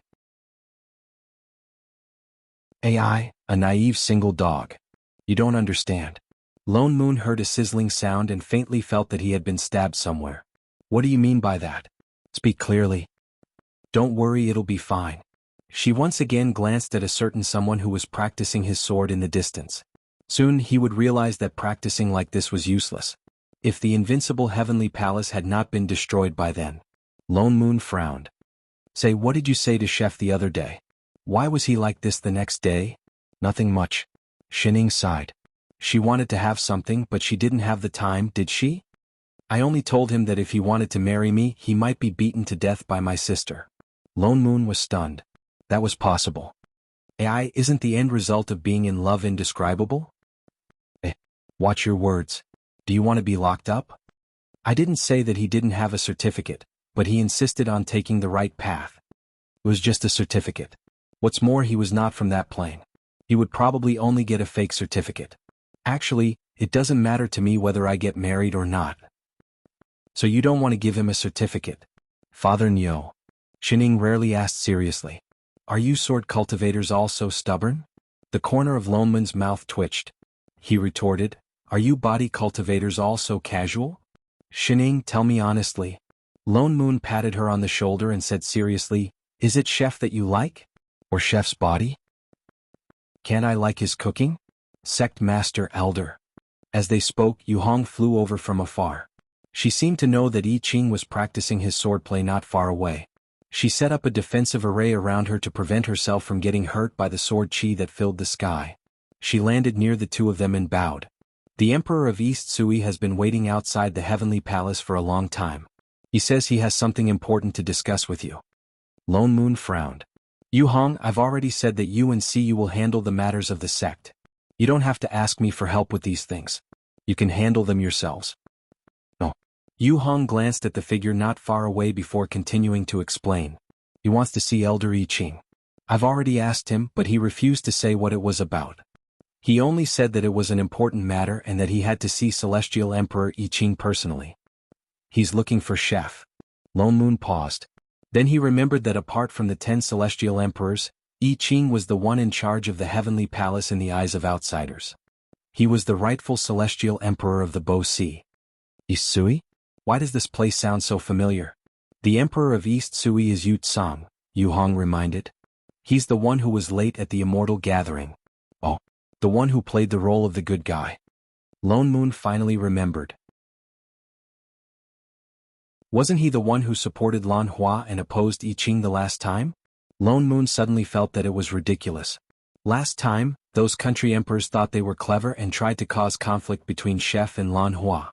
Instead they went for wool and came home shorn.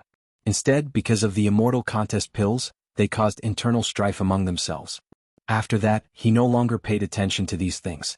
However, he occasionally heard from his disciples that out of the 15 country emperors, nearly half of them had really been ousted by the younger generation. Why is this person still a country emperor? Lan Hua had refined more than 100 immortal contest pills. Lone Moon had only given them 15.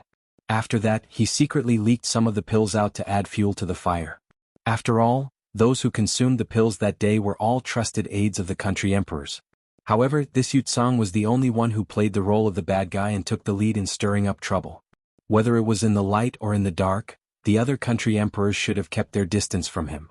Logically speaking, this East Sui should be the most chaotic country. Why hadn't he been ousted yet? What was even more unbelievable was that he actually came to see Chef instead of Lan Hua. East Sui is a little special. Yu Hong explained. It is rumored that the immortals in charge of the various regions of East Sui, as well as the various city lords, are mostly immortals who ascended from the same realm. Among them the Yu clan had the most.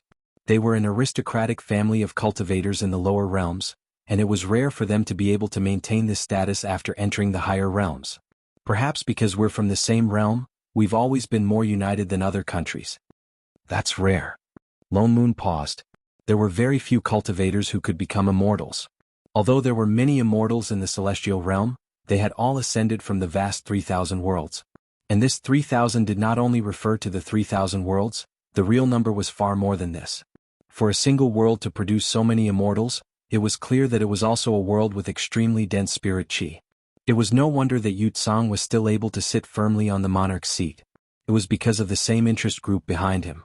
Lone Moon didn't know what urgent matter it was that made him come all the way to Chef. Lone Moon's interest was suddenly piqued.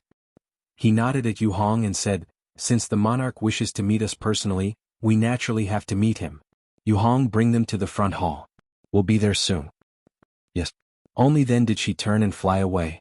Lone Moon nudged the drowsy Shining beside him again. He pointed at Chef and said, "Hey, it's time to work. Call him over." Shining then looked into the distance and called out lazily, "Chef." The figure over there paused. Even the sword chi that filled the sky paused. In the next moment, Chef's figure appeared beside her. He looked at Shining with shining eyes. "Master, you called for me. Someone wants to meet you." Lone Moon said immediately, "Stop practicing. Let's go to the front hall first." Chef frowned, obviously unwilling. He glanced at Shining but still followed. The three of them then walked towards the front hall. They had just taken 2 steps when I Ching's eyes could not help but look at the person beside him. He clenched his fists by his side. After a while, he suddenly reached out like a thief and grabbed Xin Ying's hand at an extremely fast speed. He carefully tightened his palm. Seeing that the other party did not resist, a silly smile appeared on his face. A large patch of red spread from his face. Lone Moon, who had been watching the whole process. Motherf asterisk her. He was just walking and he was being fed dog food. Wait. Where are the two of you going? This way.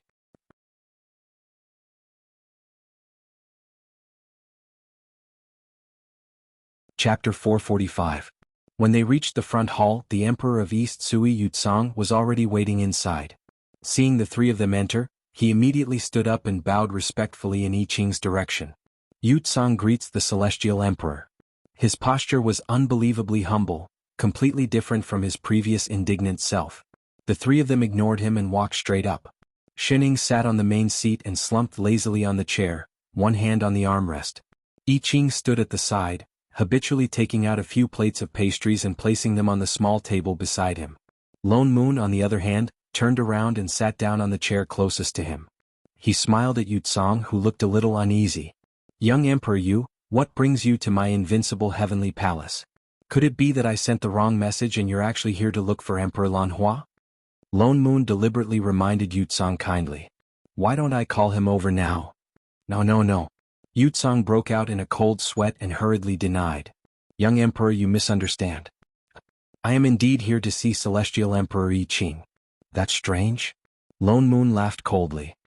"If I remember correctly, didn't young Emperor Yu say in front of all the country emperors and fellow immortals that he only knew of Celestial Emperor Lan Hua and did not know of Celestial Emperor I Ching?" "Yes, I misspoke. Please forgive me, Celestial Emperor." Yutsong's legs turned to jelly and he fell to his knees. "No matter how Celestial Emperor deals with me, I am willing to accept my punishment." Lone Moon paused. Logically speaking, he should be a very arrogant person if he could take the lead to cause trouble. Lone Moon did not expect him to cower so quickly. He even knelt down to admit his guilt without a second word. Lone Moon suddenly felt that the matter he was here for today must not be that simple. "But this matter is my own doing. It has nothing to do with East Sui or the people of Bo Si." He looked up at I Ching, who was seriously handing food to Shining. I Ching did not even look at him. Yutsong stiffened and turned to Lone Moon. "The matter I am here for today is very important. It concerns the entire immortal realm. Only Celestial Emperor I Ching can help." "Oh." Lone Moon was a little curious now. "What exactly is it that Chef I Ching can't solve?" Yutsong's expression changed. He seemed to have thought of something. He hesitated for a moment before saying in a low voice, "Emperor, my East Sui country is located on an island east of the Bo Sea. There were many immortals, but in recent years, no new immortals had ascended. At first, we didn't know the reason either. We thought it was because the cultivators of the lower realms didn't have the opportunity." He raised his head and glanced at the few of them. His eyes darkened before he continued. "But a while ago, the city lord of East Sui's #1 city, Chongqing, sent a letter saying that one of his nephews in the lower realm originally had extremely high potential to cultivate to immortality. Moreover, he had long divined his fate, and he would definitely ascend to immortality. However, for some reason, it suddenly fell during the tribulation and was unable to ascend. Only then did we notice something strange." Lone Moon frowned and glanced at him. "Cultivation is an act that goes against the heavens. Any small change, even a single thought, could trigger a mental demon and affect your ascension. There's no such thing as being destined to ascend. Of course, Shining was an exception. Moreover, countless people have fallen during the tribulation of ascension. What's so strange about that? Even if no one ascended for a few years, it's very normal. No, there must be something wrong with the lower realm." Before he could finish, Yutsong blurted out anxiously, "East Sui has never had no immortals ascend for a few years. And I heard." He glanced at I Ching in front of him and gritted his teeth. "I heard that not long ago, a very strange blue realm gate appeared at the border of the immortal and demonic realms. It seemed to have something to do with the lower realm. So, I'm guessing that the realm gate that connects the East Sui country to the lower realm has a problem as well? That's why no one ascended to immortality." "Realm gate?" Lone Moon fell silent. His heart tightened as he turned to look at Chef. "It's nothing." As if he knew what Lone Moon wanted to ask, Chef shook his head. "I've checked it." With that said, he handed the tea in his hand to Shining. The last time he repaired the plane tree, he specially checked the realm gate. There were no abnormalities. "Celestial Emperor I Ching, there must be a reason why Chongqing City Lord's nephew died." Seeing that they did not believe him, Yutsong said anxiously, "The sacred arrival realm he's in has always been rich in spirit chi. Many immortals in East Sui come from that realm. But in recent years, no cultivators have ascended. Although a few years is not a long time, one day in the immortal realm is 100 years in the lower realm. Now tens of thousands of years have passed. No one has ascended in 10,000 years, how can there be any abnormalities?" These words seem to make sense, but, "Young Emperor Yu, have you forgotten that when cultivators ascend to the upper realm, the location of the immortal ascension stage is always uncertain?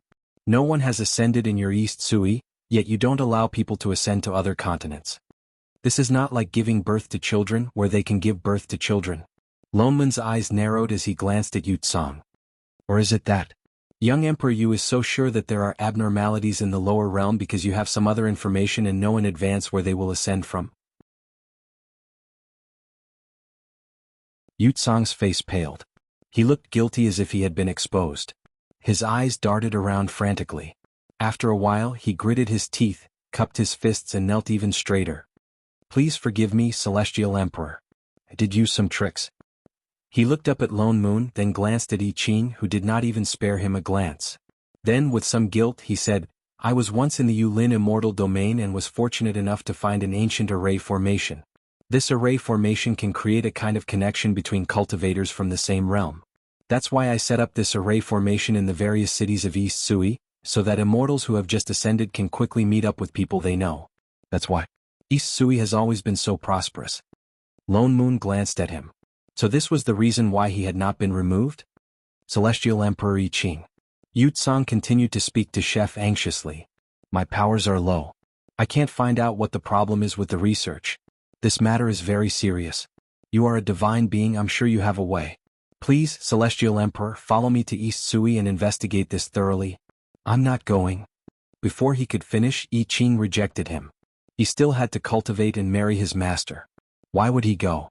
Celestial Emperor? Yu Tsang was stunned. He did not expect I Ching to reject him so decisively. He turned to Lone Moon for help. Young Emperor Lone Moon, go back first? Lone Moon did not agree directly. We have our own plans for this.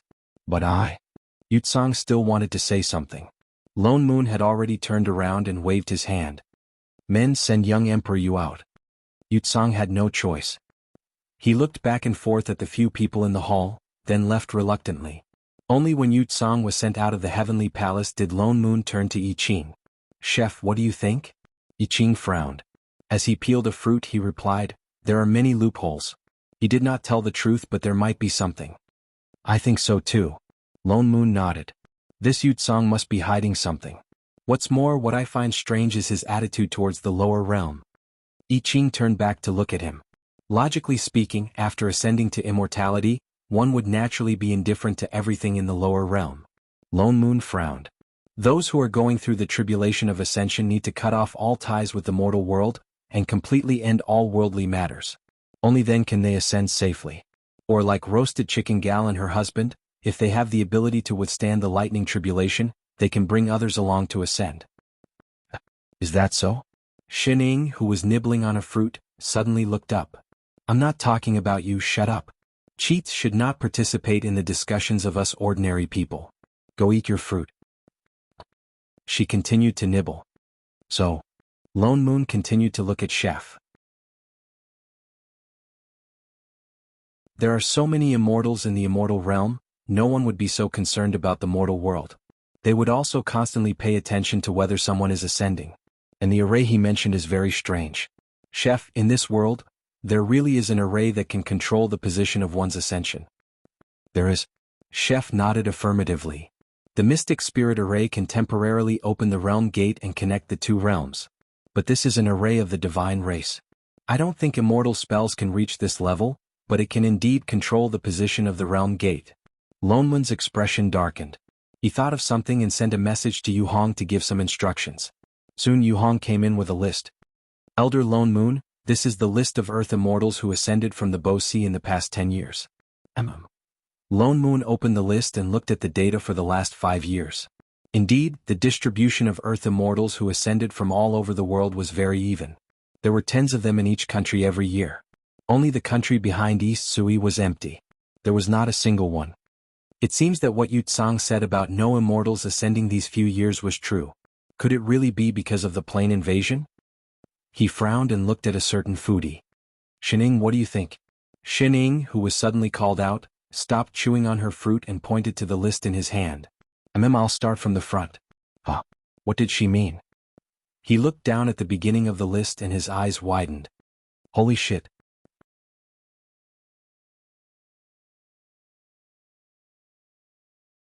Chapter 446.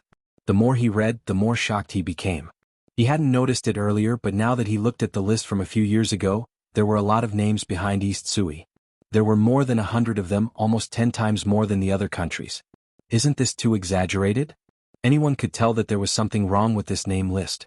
Even if East Sui was some kind of feng shui treasure land, it was impossible for over 100 Earth Immortals to ascend in a year, right? Moreover, ascension depended on the cultivator himself. It had nothing to do with the location of the upper realm. Could it be that the array could really snatch the immortals who had ascended to East Sui? Lone Moon could not help but take a closer look at the list in his hands. He paid special attention to the situation of the other countries and found that there was no significant decrease in the number of countries. Then what was going on? Yu Hong, how much do you know about East Sui? He turned to look at the person beside him.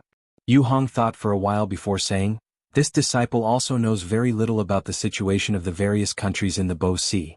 I've only heard that this East Sui is situated at the extreme east, and within the borders there are only some scattered small islands. A few years ago there were very few immortals living here. But after Yu Tsang ascended to the throne, these small islands united and built many immortal cities. They are getting better and better, and now their strength is not inferior to the other countries. In recent years? Lone Moon frowned. You're saying that East Sui only started developing recently. It seemed like it really had something to do with that array. Yes. Yu Hong nodded. When the disciples in the sect do business. No, when they complete the sect's missions they would often head to the various immortal cities in East Sui. The level of prosperity there is not inferior to the other countries. Lone Moon frowned. The more he listened, the more he felt that something was amiss. After some thought, he turned to I Ching and said, it seems like we really have to go and see for ourselves. Chef, you should recognize that array formation. Follow me to the immortal city to confirm it. But I still have to cultivate. I Ching frowned, a little dissatisfied. You call that cultivation? What you're doing is a demolition, okay? Let's get down to business first. As he spoke, he turned to look at Yu Hong. Yu Hong will be leaving for a while. We don't know when we'll be back. I'll leave the sect to you. Yes. Let's go. Lone Moon opened up a spatial tunnel and was about to step into it. Xin Ying immediately waved her hand. Father Nyo, all the best. Lone Moon stopped in his tracks. He turned around and roared, you freaking go too. Xin Ying's claws dropped. So troublesome. Shut up. With that said, he turned and carried a certain lazy bum into the passageway, pushing Chef, whose mind was filled with thoughts of demolition, in as well. In the blink of an eye, the few of them appeared on a small island. From afar, they could see an immortal city floating in midair.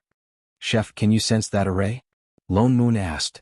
There are many array formations in this immortal city, especially the defensive array formations outside the city. It's hard to tell which one is the mystic spirit array from the outside. Chef shook his head, his eyes flashing. Why don't we split it open and see? It was a good chance to practice his sword. Scram. The corner of Lone Moon's mouth twitched. You wastrel. Yu Tsang didn't tell the truth. I think he's hiding something on purpose. While he's still on his way back, let's go in and check out the situation first. Invincible Heavenly Palace needed 10 days to reach East Sui even if they flew on their swords. They directly tore through the void and naturally rushed ahead of Yu Tsang. After thinking about it, he conjured another seal and suppressed his cultivation to Golden Immortal. He then turned to the two behind him and instructed, Chef, suppress your cultivation and hide your true appearance. Don't let anyone recognize you. After all, he was the Bo Sea Celestial Emperor. There would be images of the Celestial Emperor everywhere in Bo Sea. And Shining, you too. Forget it. Anyway, no one could see it. Shining, son of AB***. The few of them prepared for a while before flying on their swords towards the immortal city above. Yu Hong was right. This immortal city of East Sui was indeed very lively. They only entered a small city on the north side of East Sui, but the city was filled with cultivators. It was no worse than those big immortal cities in the past. Lone Moon casually scanned around and found that most of the people in the city were low-level cultivators. Most of them were Earth Immortals. Mystic Immortals and Stygian Immortals were few.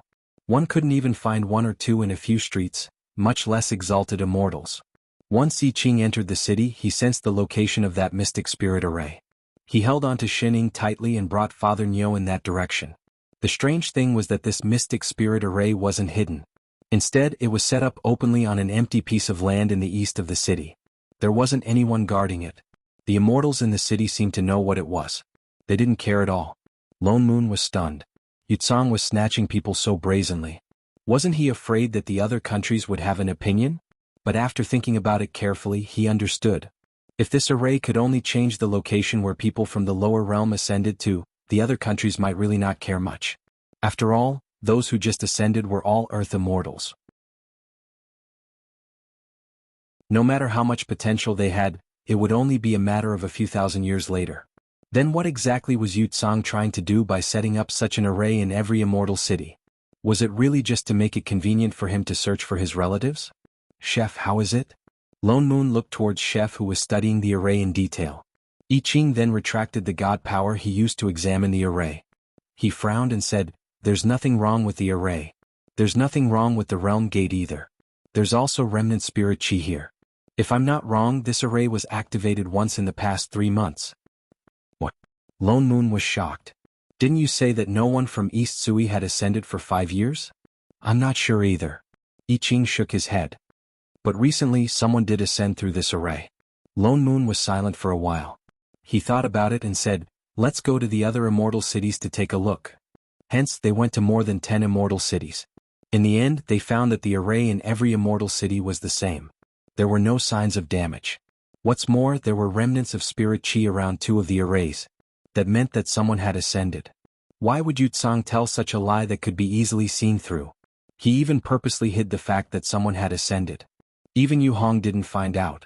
Could it be just to make them believe that there was a problem with the realm gate? Can we eat now? Xin Ying, who had been dragged around for half a day, couldn't help but ask. There's still 4 hours until dinner time. Father Nyo, why don't we go to the city where the city lord lost his grandson for dinner? There must be a lot of good food there. EQ. Lone Moon wanted to retort out of habit, but he faltered. Wait, lost his grandson? He exchanged a look with I Ching beside him. They spoke in unison. Chongqing City. 2 previously, Yu Tsang had indeed specially mentioned that the nephew of the city lord of Chongqing, the number 1 immortal city in East Sui, had failed to ascend. He had even specially invited Chef to investigate. Could it be that the problem was only with the array in Chongqing City? The 2 exchanged a look and immediately headed towards Chongqing City. What was different from other immortal cities was that the mystic spirit array in Chongqing City was not as obvious as in other immortal cities. Instead, it was set up in the city lord's manner. The few of them directly concealed themselves and snuck in. They spent a lot of effort before they found that array.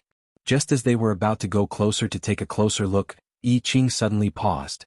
He looked at the array in front of them with some surprise. What's wrong? Lone Moon also paused. This array. His expression darkened. There's actually death chi attached to it. He waved his hand and a few wisps of immortal chi gathered over. Indeed, a few wisps of faint black chi floated above the array, but they disappeared in an instant. Holy shit. Lone Moon was also stunned. Death chi attached to the array, didn't that make it a killing array? I Ching directly went forward and placed one hand on the array.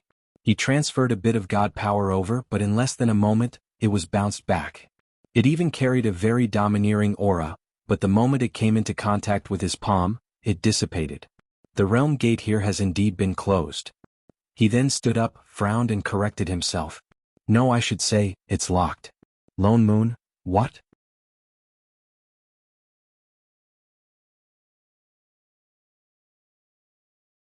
Chapter 447. Didn't you say that the realm gate was fine? Lone Moon couldn't help but ask. The other realm gates of the 3,000 realms are fine indeed. I Ching frowned and said in a low voice, only the small world where the death aura came from seems to be blocked by something and cannot open the realm gate. You mean only that small world's realm gate is locked? Lone Moon's heart sank. Why was this situation more and more like that mushroom world previously? Can you find out where it is? I Ching shook his head. Not here. Lone Moon reacted. Then let's return to the divine realm first. He immediately opened the passage back to the divine realm. The 3 of them returned to that familiar night sky in an instant. The golden plane tree was right in front of them. Chef took a step forward and placed one hand on the tree trunk. He closed his eyes and began to sense the same aura as in the array formation earlier. Lone Moon thought that he would have to wait for a long time. Unexpectedly, in less than 15 minutes, Chef opened his eyes and pointed high above his head. There. He subconsciously looked up at the top of the plane tree. They were too far away and could not see very clearly. They had to take a few steps back before they saw the small world that Chef was pointing at. That was a golden leaf that was no different from other small worlds. In fact, it looked healthier than other small worlds. He subconsciously used his divine perception to scan that world. He did not sense any aura that did not belong to this plane. It didn't look like there was a problem. Wait. Lone Moon looked closely and saw that there seemed to be a faint layer of white chi surrounding the leaf. His heart sank. He waved his hand and an enlarged plane image appeared in front of them. He looked closely at the surroundings of that small world. There was indeed a layer of white chi. The plane tree was originally shiny gold. In addition, it was too huge. This small world was also at the top of the tree. That was why they did not notice this layer of white chi. Now that they looked at it, that layer of white chi was surrounding the entire small world. It seemed to be isolating something. This was the reason why the plane was locked? What is this? Lone Moon pointed at that layer of white chi. I have never seen it before. But it is indeed blocking the opening of the realm gate. I Ching shook his head. Lone Moon's expression darkened. This white chi looked a little unfamiliar. But surprisingly it had a familiar aura. But it was not very strong. No matter what it is, since it is blocking the realm gate, let's disperse it first. He directly conjured a seal and was about to cast a spell. Wait a moment. Shining, who was nibbling on a fruit beside him, suddenly grabbed his hand. Don't be so rash, Father Nyo. Lone Moon paused and turned to look at her. You recognize this thing? Shining tilted her head and replied, I guess. What did he mean by calculate? What is that? The power of the rules. She retracted her hand and continued to take a bite of her fruit. It's what you guys call the heavenly Tao. The two of them, what? Lone Moon and I Ching were stunned. What the hell was the heavenly Tao? The realm gate of this small world was sealed by the heavenly Tao. The two of them looked at each other. Ever since they grasped the assistant's ability, they naturally knew what the so-called heavenly axiom was all about. These were all the laws and rules of this dimension. They were like the most intricate program that controlled the entire world and ensured the normal operation of the dimension. Things as big as when the sun rose, which direction the river flowed in, and how spiritual energy was generated, as small as how many bolts of lightning were needed for cultivation and so on. These were all the rules of the heavenly Tao. Assistants and managers were the people who controlled and managed the rules. What they did was to ensure the stability of the heavenly Tao. If there were any abnormalities in the plane, then the rules would be messed up. If the rules were messed up, then the heavenly Tao would be messed up. It would definitely cause a series of chain reactions that would involve the entire plane. Lone Moon reached out with his divine perception again. This time he did not explore the small world directly. Instead he circled around the faint white chi. Indeed, he did not encounter any obstruction. Instead, the white chi seemed to see its kin. It fought to get closer to his divine perception, with some eagerness to lead it into the small world. It was as if it was complaining? The corner of his mouth twitched. He retracted his divine perception. The aura was similar to the assistant's energy in his body.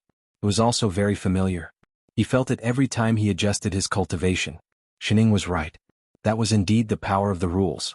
The heavenly Tao would only feel this kind of closeness to the people who managed and created it. Then the question was, why did the heavenly Tao seal the realm gate of this small world?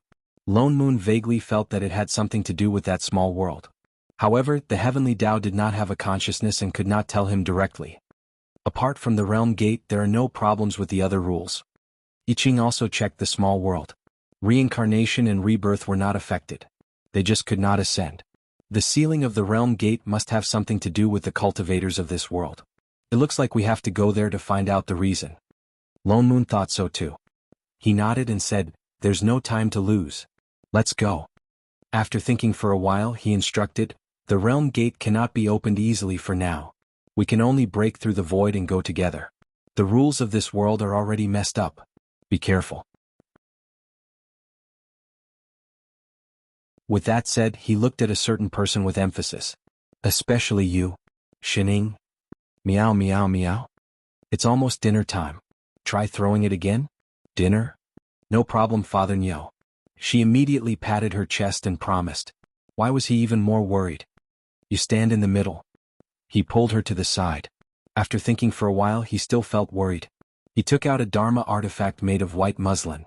He first tied Xin Ying's and Chef's hands together several times. Then he forcefully tied a few dead knots. He turned around and grabbed her other wrist. Only then did he feel relieved. "Let's go." The three of them walked straight in. They only felt their vision go black. They faintly felt that there was something squeezing around them. In an instant their eyes lit up. In the next moment they arrived at a bustling place. This seemed to be a market. There were many people around them. Seeing them suddenly appear on the streets, they could not help but surround them. They looked at them with some surprise and curiosity. There was even a hint of excitement in their eyes. Lone Moon was stunned. Shen. He subconsciously turned to look at Shining. Unexpectedly he met Chef's confused face. The person who was originally supposed to be standing in the middle was gone. And his right hand, which was still tightly holding on to her just now, was now tightly intertwined with Chef's left hand. There were several circles of white muslin Dharma artifact tied around it. There was even a big thorny butterfly knot on it. I Ching. Lone Moon, haha, what was with this old joke that was not the least bit surprising? He thought of his warning just now. You can try throwing it again? Let her try. She really did try. Master. Chef was the first to react. He directly flew on his sword to look for them. Master. Chef was the first to react. He directly flew on his sword to look for her. Wait. Holy shit. Lone Moon did not have time to react. His entire body was directly dragged into the air like a kite. Do you think you're hanging sausages? Let go of my hand first, hey. SB.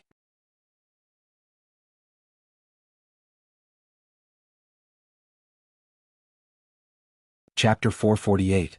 100 miles away in an open space. Shining, a professional lost person, was sitting on a big rock.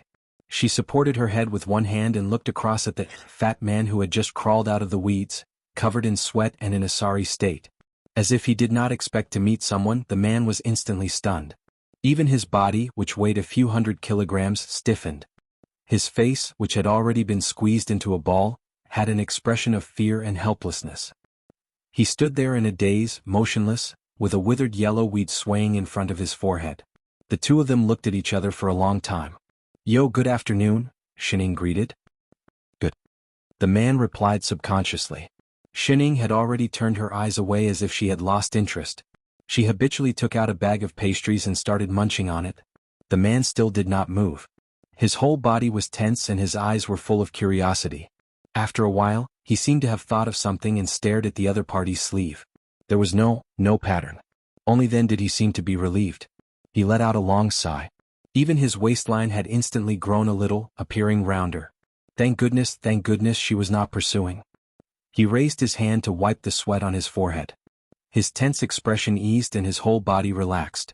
He sat on the ground and panted heavily.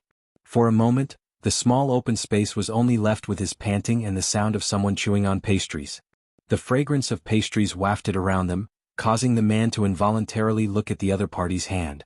Perhaps his appetite had been aroused. The more he looked at it, the stronger the fragrance seemed to be. It was so captivating that it made his mouth water and he could not move his eyes away. But he was too embarrassed to ask the young lady for it. He could only stare straight at her.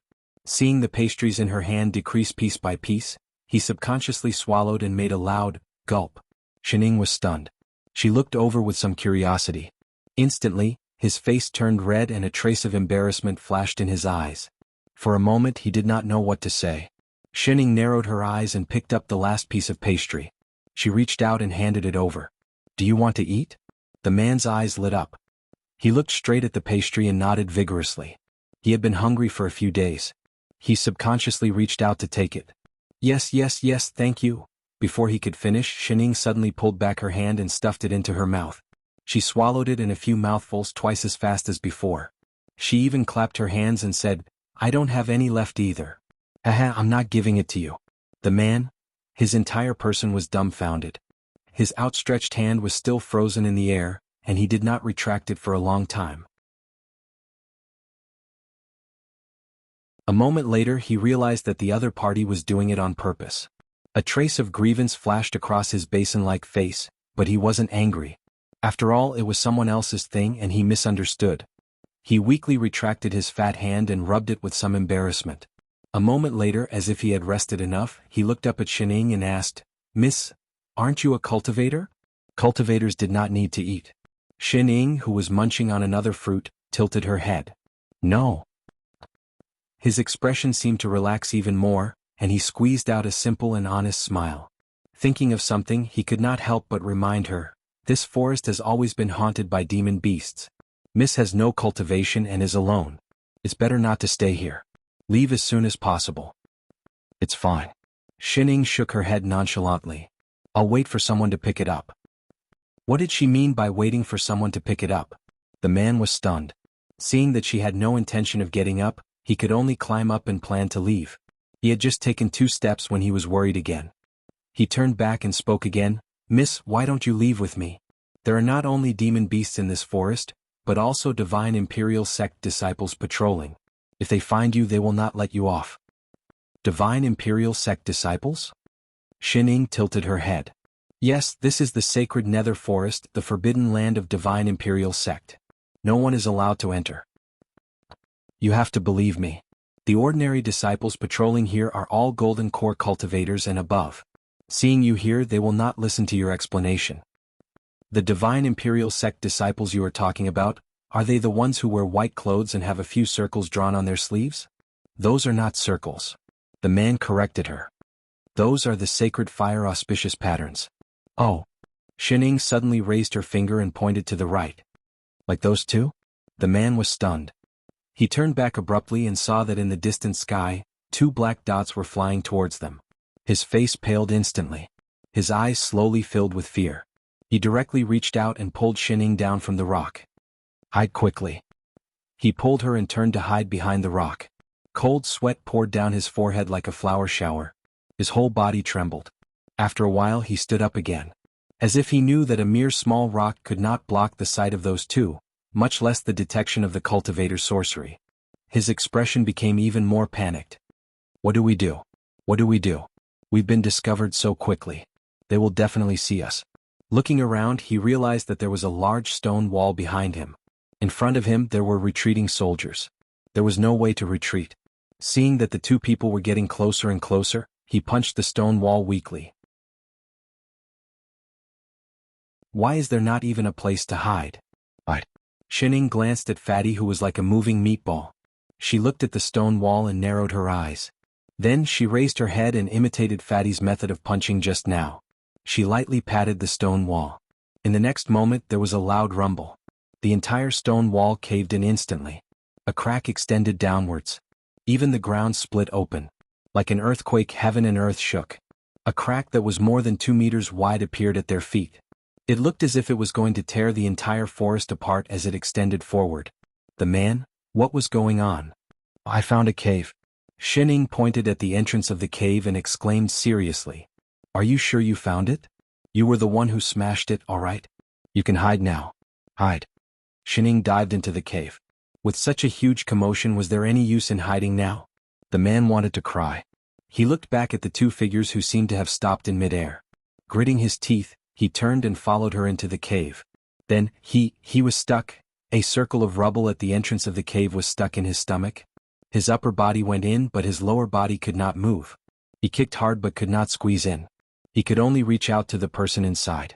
Miss, help me. Shining turned back to glance at him. She reached out and grabbed his wrist, tugging lightly. There was another rumbling sound. They were pulled in. The entrance of the cave collapsed. Rubble fell down and blocked the entrance. The man only realized that the inside of the stone wall was actually empty. It was very wide. Thinking of what happened just now, he looked at the girl in front of him in disbelief. Didn't she say she was not a cultivator? Just as he was about to speak, there was a piercing sound from outside. His body trembled. The fear in his eyes intensified. He did not dare to move. He even wanted to stop breathing. Indeed, in the next moment, there was the sound of landing and 2 unfamiliar male voices. Senior apprentice brother, can you track his aura? No. My detection technique suddenly stopped working. I don't know where he is hiding. That's strange. We were looking all the way here. How did he disappear? Could it be related to that strange earthquake just now? It's possible. Let's continue to look around. The sound of 2 flying swords came from outside. Shining turned to look at Fatty. He hurriedly made a shushing gesture, telling her not to make a sound. Indeed, in less than 5 minutes, the 2 male voices sounded again. Could it be that he really is not hiding nearby? A person without a cultivation base would at most be able to reach this place with his speed. Senior apprentice brother, just in case, let's go back the way we came. He might not have run here yet. You're right. Let's go. The 2 of them left again. but Fatty still did not dare to move. He listened nervously to the movements outside. This time, after more than 10 minutes, the two men's voices sounded again. They cursed in exasperation. Damn it. I can't believe we really let him get away. What should we do? Now that he's gone, Uncle Master Yu? There's no way he can run away by himself. Someone must have helped him. Let's go back and report to Sect Master first. With that, the two of them really left. Fatty froze for a whole half an hour before he exhaled. He looked as if he had gone through a huge battle. He sprawled on the ground, panting heavily. Shining glanced at him before continuing to nibble on her fruit. Kacha, kacha, kacha sounds were especially loud in this cave. They should have left. Fatty panted for a long time before he finally sat up. He gave her a grateful smile, but the flesh on his face trembled. If it wasn't for you, we really would have been caught. Oh. It might be a little difficult to catch them. It was easier to throw them away. He looked around and continued. They might still be guarding outside. We can't go out the way we came. This cave is so big. There must be other exits. Why don't we look for them? Shining had no objections. Fatty then got up and said cheerfully, "Oh yes, my name is Wuxia. How should I address you, miss?" Shining. So it's Miss Shen. He cupped his fists politely. His eyes were faintly shining. He hesitated for a moment before sighing. "Miss Shen, you were born with divine strength?" Shining stopped in her tracks. She turned back to look at him. Her eyes narrowed. "That's not called divine strength." "Then? I'm called God."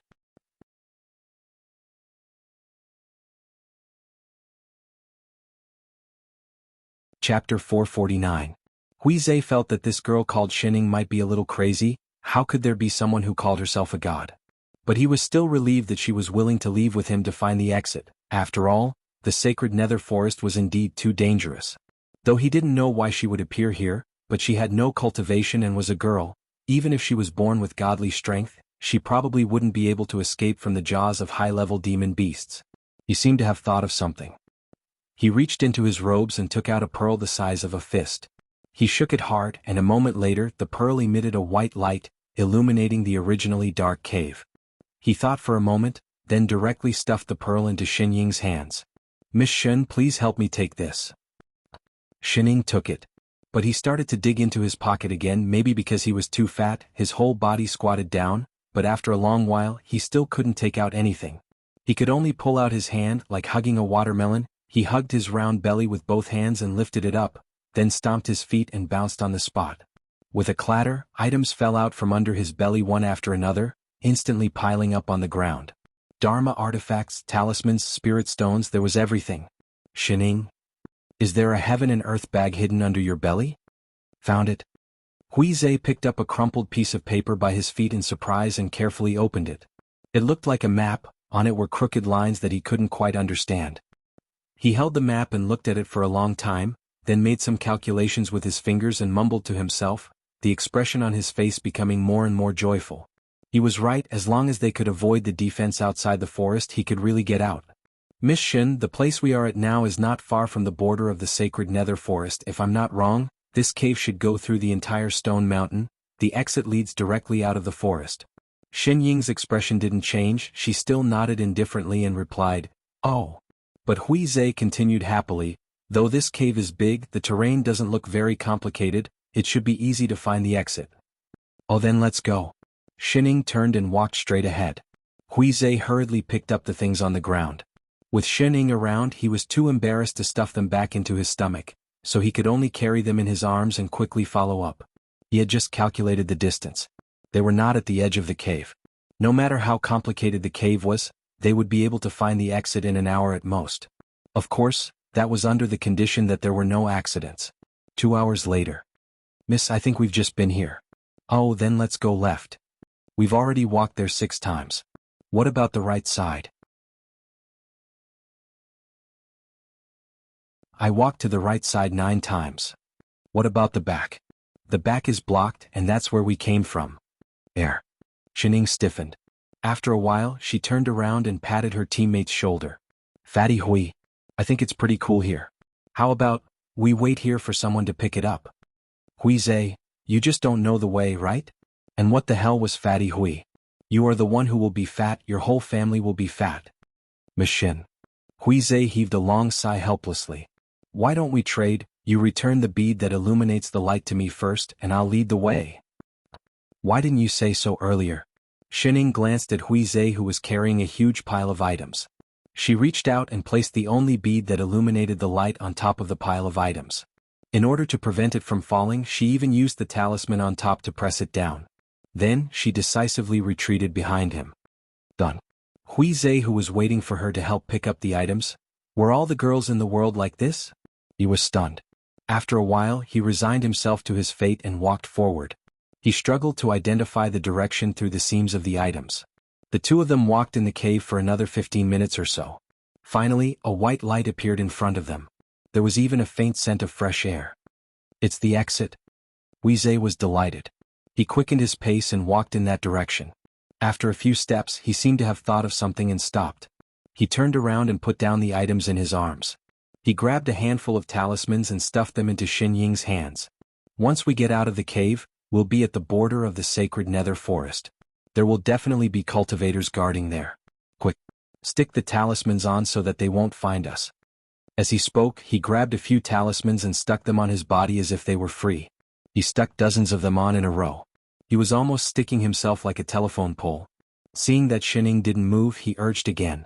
Stick them on quickly. If they find us, we won't be able to escape. Shining glanced at the paper in her hand. The paper was crooked and unique. So ugly.